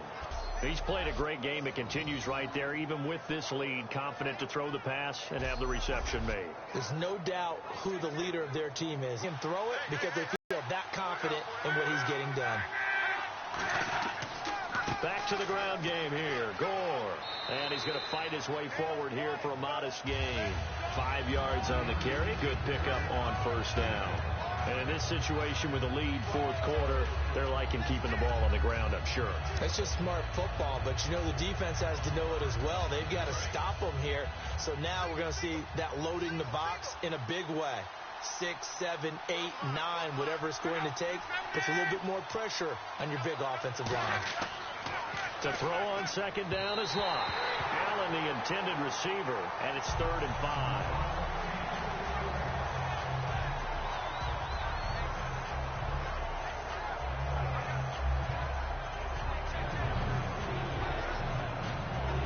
Play number 7 now coming up on the drive. 3rd and 5. Again, we'll see the pistol here. From the gun on 3rd down, Luck. And he'll get into the end zone. Touchdown, Indianapolis. Dante Moncrief, a 12-yard touchdown grab. And the Colts are able to grow their lead. They were still throwing with a comfortable lead here late, and now that lead even more comfortable. And your first thought is there bad blood that went into this one ahead of time, that maybe they're seeking some revenge or they just don't like them? But the other thing that always hits me is, are they worried about playoff positioning, right? Are they worried about, do you need enough points in case there's a tiebreaker that comes into play later? And that PAT pushes the lead up to 23 now. So that drive in total 8 plays. And the result for the Colts is a touchdown.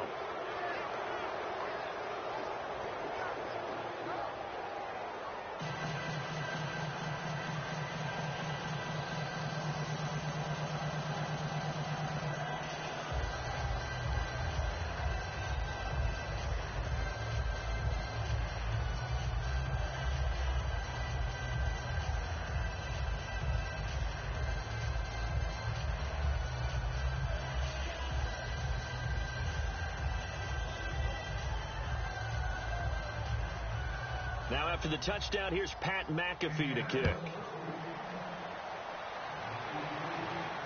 This is fielded at the goal line.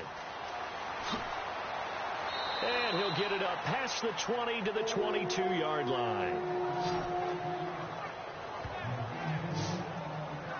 And now out comes Minnesota. And after the field goal last time, we'll see what they can get here. At least they got points out of the last drive, Charles.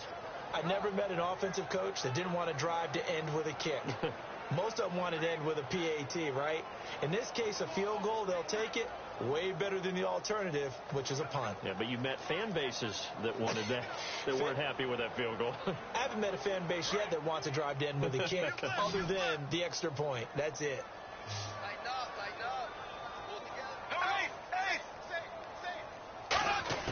On 1st and 10, Bradford.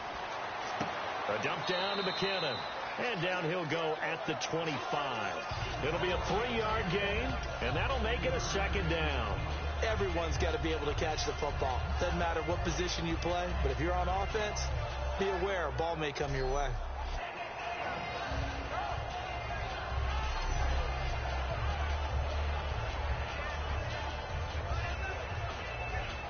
Here we go with 2nd and 7.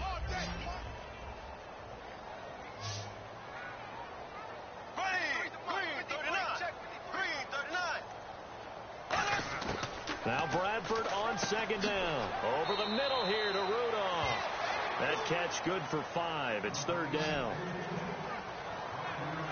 Completion was given up, but that's why you play zone defense, so that you can have people around the ball when it's caught, and you don't give up much run after the catch. They get the completed pass, but still have more to go here on 3rd down.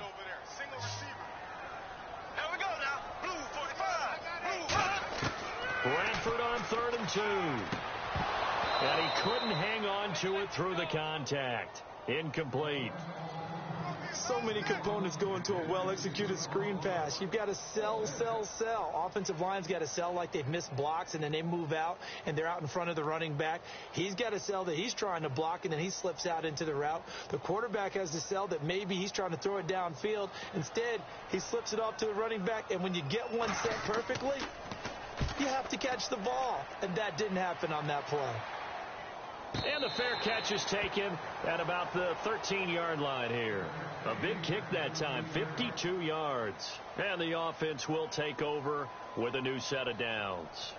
The Vikings defense getting ready to go. And maybe for them at this stage, it's sort of put up or shut up time. They need to stop trailing here. Oh, I'm with you totally on that one. They've got to go out there now and put an end to what's been going on in this ball game where they've just given up points, gotten pushed around, so to speak, during this contest. They've got to find a way to end it right here, right now. Can they end it? Let's find out.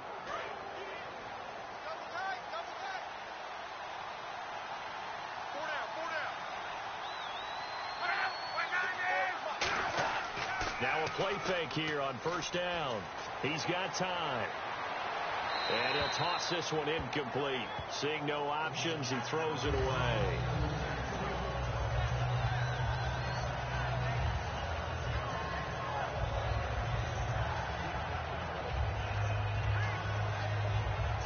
Ten yards still left on 2nd down.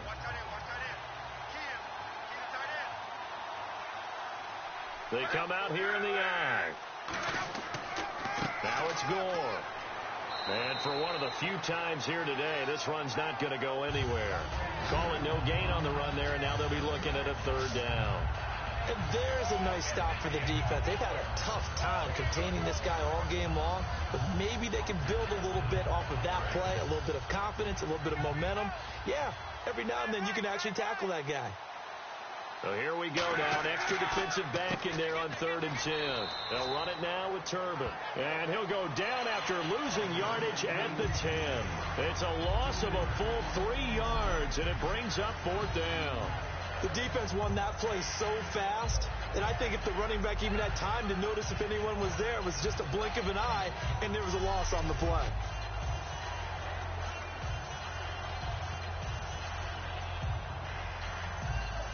Here's Pat McAfee now. He's been terrific so far.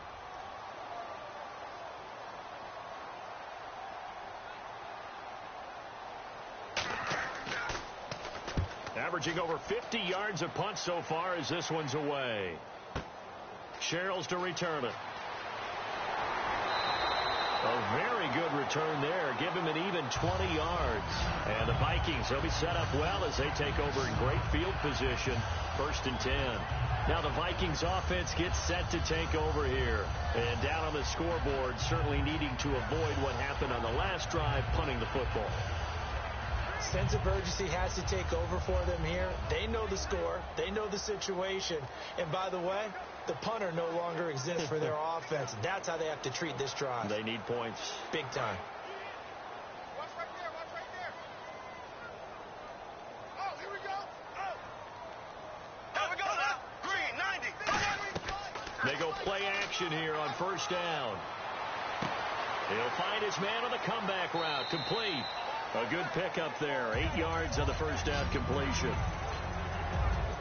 As if he didn't have enough to think about on that route, the comeback route, coming back to the football and catching it, decided to make sure he toe-tapped and kept himself in bounds. And that was spectacular, but on the comeback route, maybe a little easier to deal with the sideline since you've got better vision of it? I think that's a great point because you should know exactly where you're going and know how much space you have and make sure you get your feet down. But, yeah, coming back to the football, I like it. Good vision. Just 4 yards on the pickup, but that's good enough to extend the drive. He's been a busy man here in this one, and they're showing off some nice footwork to stay in bounds. And with those types of catches and the volume that we've seen in this game, wouldn't you keep him busy as well? I would. Of course. You got to keep throwing it to him. He keeps making plays.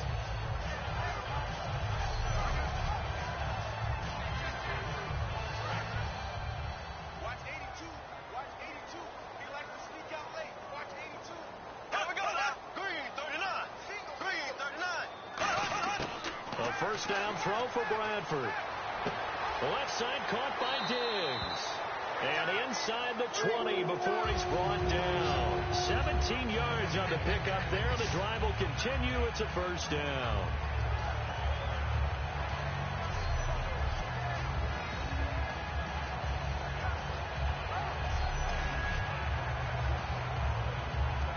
Fresh set of downs here. Looks like the defense in press coverage here.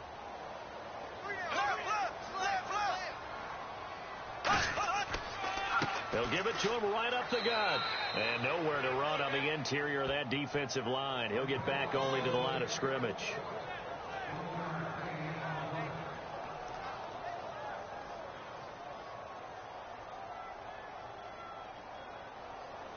See if they stay on the ground for second down.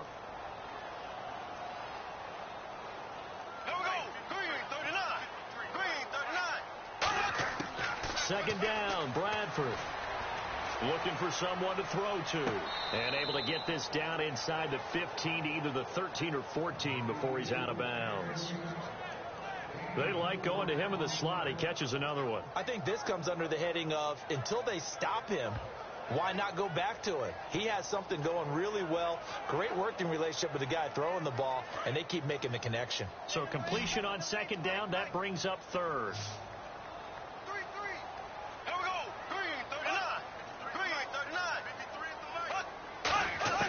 On third down, Bradford. And he's able to find Diggs.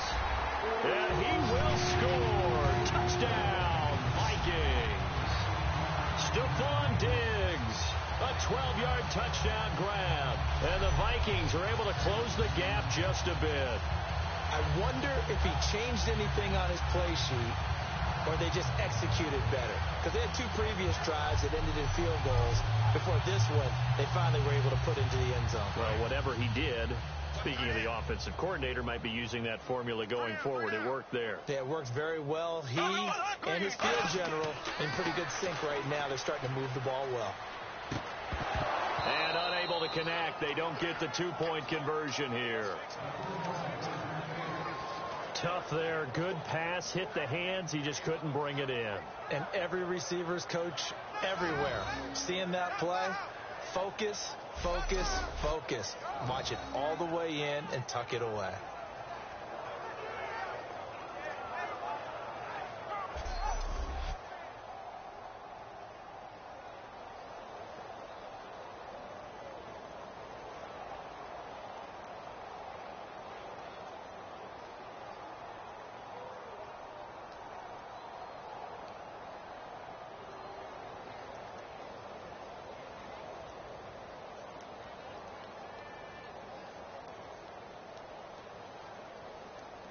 So still lots of work left to do, but here comes the onside kick.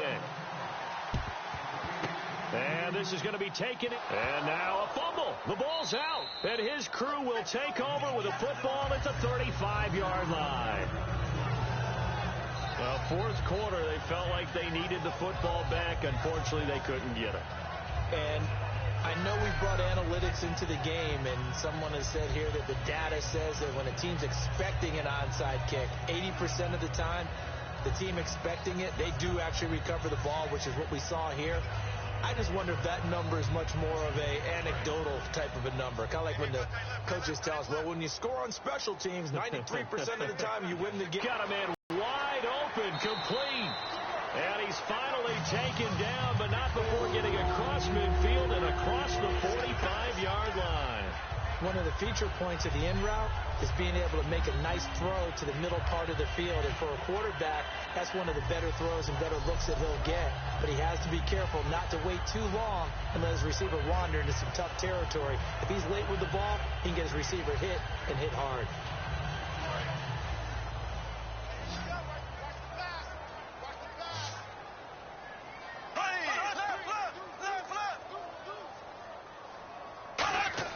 Bradford on first down. Surveying the field. He gets it left side to Johnson. A good pickup there. 8 yards on the first down completion. He had time, was able to survey the field and find a soft spot in that zone coverage. And that's where it gets difficult for a defender, Brandon. You go to your spots on the field that you have to cover, and when the offense finds an area that you're not in, that's where they throw the football. So this brings up a 2nd and 2.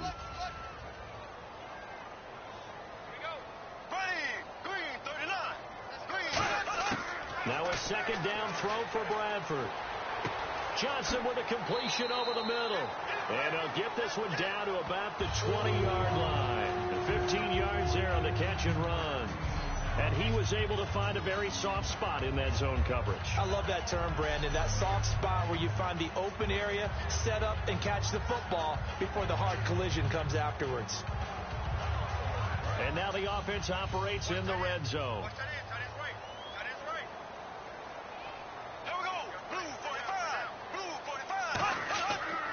Now Asiata. And able to break one tackle, but then quickly brought down.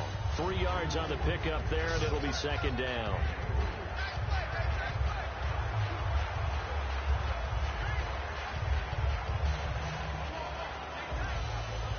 Decent chunk of yardage still left here. 2nd and 7.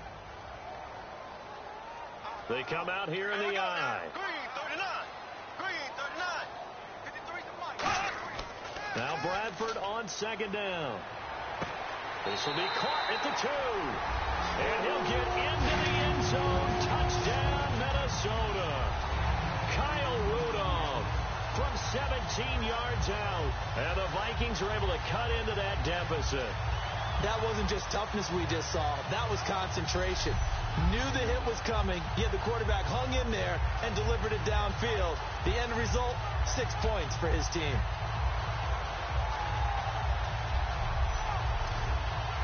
Kai Forbath on for the extra point.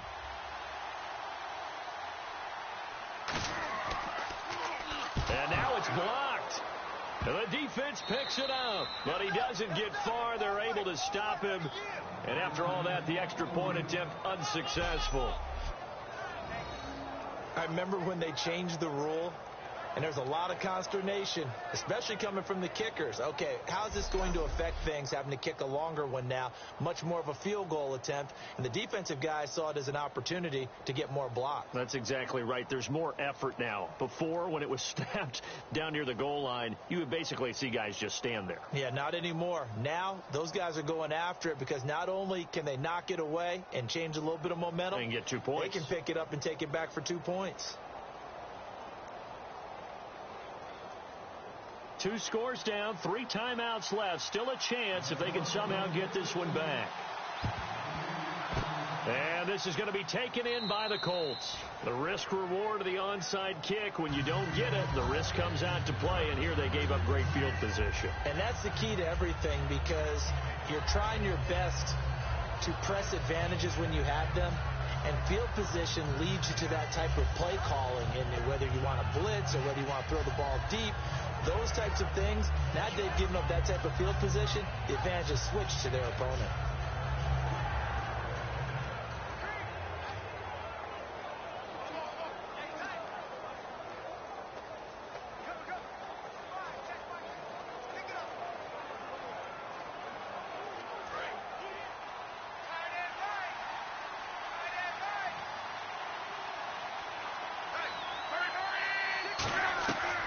They'll run it now out of the gun. And for one of the few times here today, this run's not going to go anywhere. No gain on the play. It'll be second down. Time for a break. We'll come back to wrap this one up after this.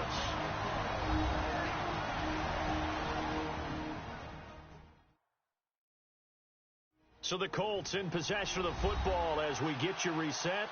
And let's see what they've come up with offensively after having time to talk it over.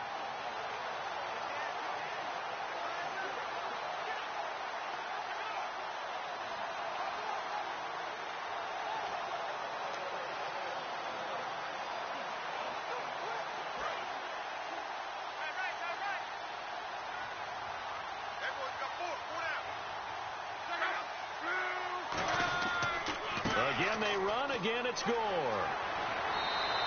It's a 4-yard pickup there, and it leaves them with 3rd and 5. And now the Vikings are going to stop it here on defense with a timeout. It's just their first. They've got 2 more to use here in the final stages. So the defense had a chance to catch their breath, and now they're back out and ready.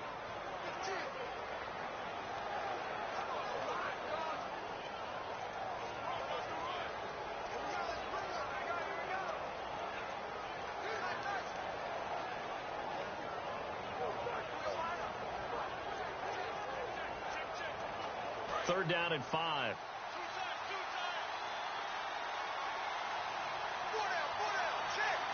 They come up in an offset eye. They run with Turbin. And he'll take this. Another timeout called by the Vikings now. That'll leave them with just 1 remaining in this 4th quarter of play.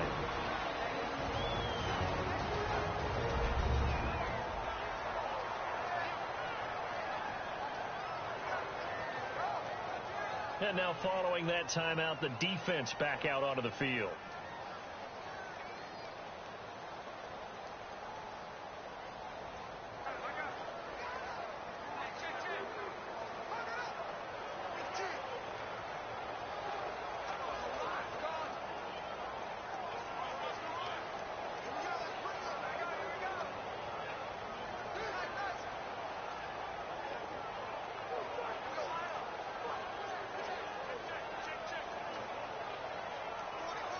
So they'll turn to the kicker again. He's been a busy man thus far. And quite a bit of pizza in this box. It's a 53-yard attempt. Oh, they get to the football. It's blocked. Now it's scooped up, and this is a live football. Those really long field goals, when they are made, they are things of beauty. But there is a danger to getting them started, isn't there? Yeah, with that low drive, you've got to really keep it low to the ground, don't you, to get that distance. Yeah, hard to just pop it up in the air because otherwise it's not going to get there. So he's got to drive it low in order to have the distance, and that usually puts it in jeopardy, gives him a chance to block it, and everyone knows it on the other side. That's when you get your best jumpers on the other side of the field and try and get up and get it.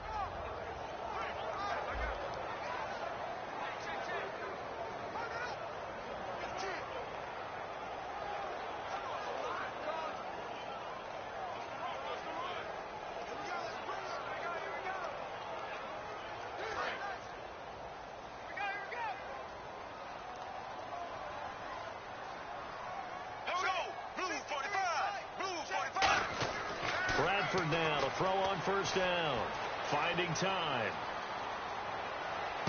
He's going to find his running back. It's complete.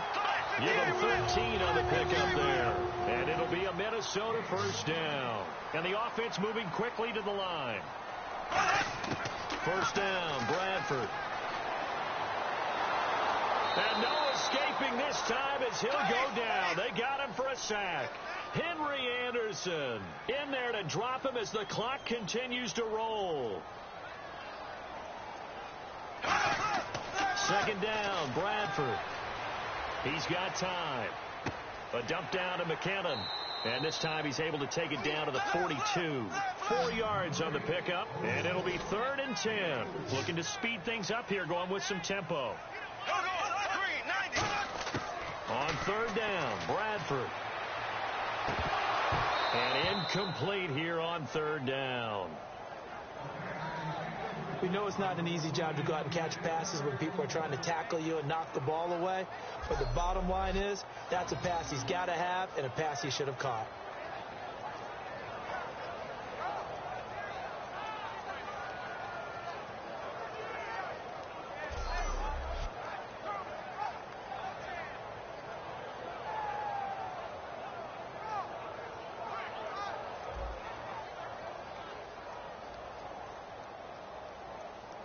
All right, they're going to try and keep hope alive here on 4th down. They're going for it. Here we go now. Blue 45. Blue 45. Let's go. Desperation time. Bradford on 4th down. And no, it's incomplete. They had to go for it with such little time remaining, and it would appear the Colts are going to win the football game. So with that, we can just about close the book on this one, Charles. Yeah, what's the old expression about slim and none? Well, Slim just left town on that They're one. down to none? Yes, exactly right. And now Indianapolis set to take the field. Last time out, they had that long 50-plus yard field goal that they missed. And I'm sure on their sideline they're thinking to themselves, okay, do we still want to try one if we're in that position again? And I would dare say that the answer would be yes. They're going to have a lot of confidence in their kicker. But just to be on the safe side, I'm sure they told their offensive guys, can we get a little bit closer this time? Get a little closer. Yeah, you know, I'd rather get in the end zone first and foremost. But if all else fails, less of a field goal attempt for him. An encroachment penalty here, maybe just a mental lapse, partner. Sometimes you have to just watch the football. Make sure it's snapped before you're jumping.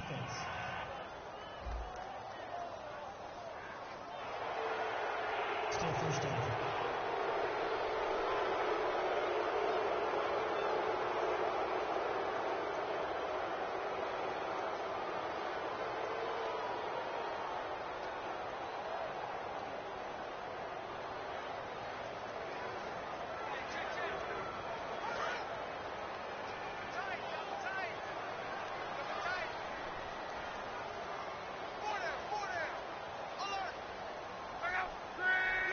The D can only stop it one more time as they take the knee.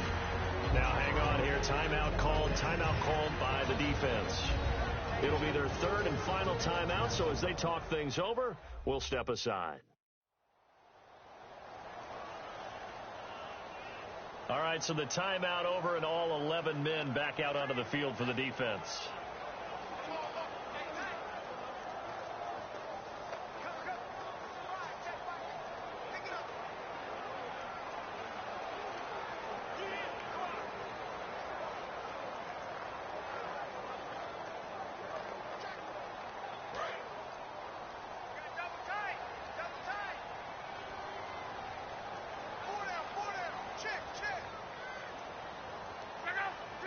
The Colts in victory formation now as they take the knee.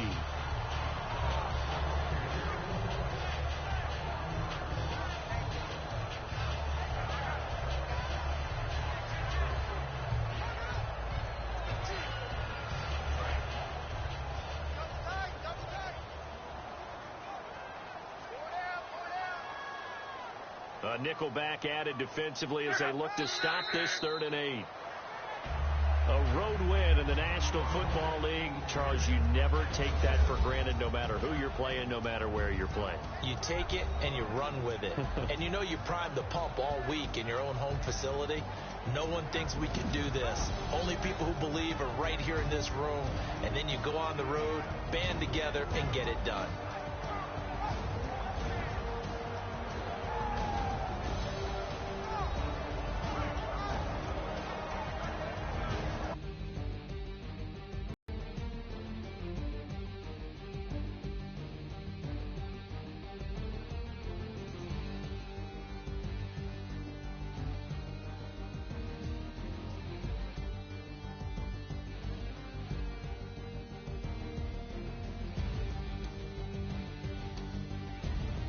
So that'll do it for my partner, Charles Davis, and the best darn crew in the industry. I'm Brandon Gaudin. This has been a presentation of the NFL on EA Sports. From Minneapolis, so long, everybody.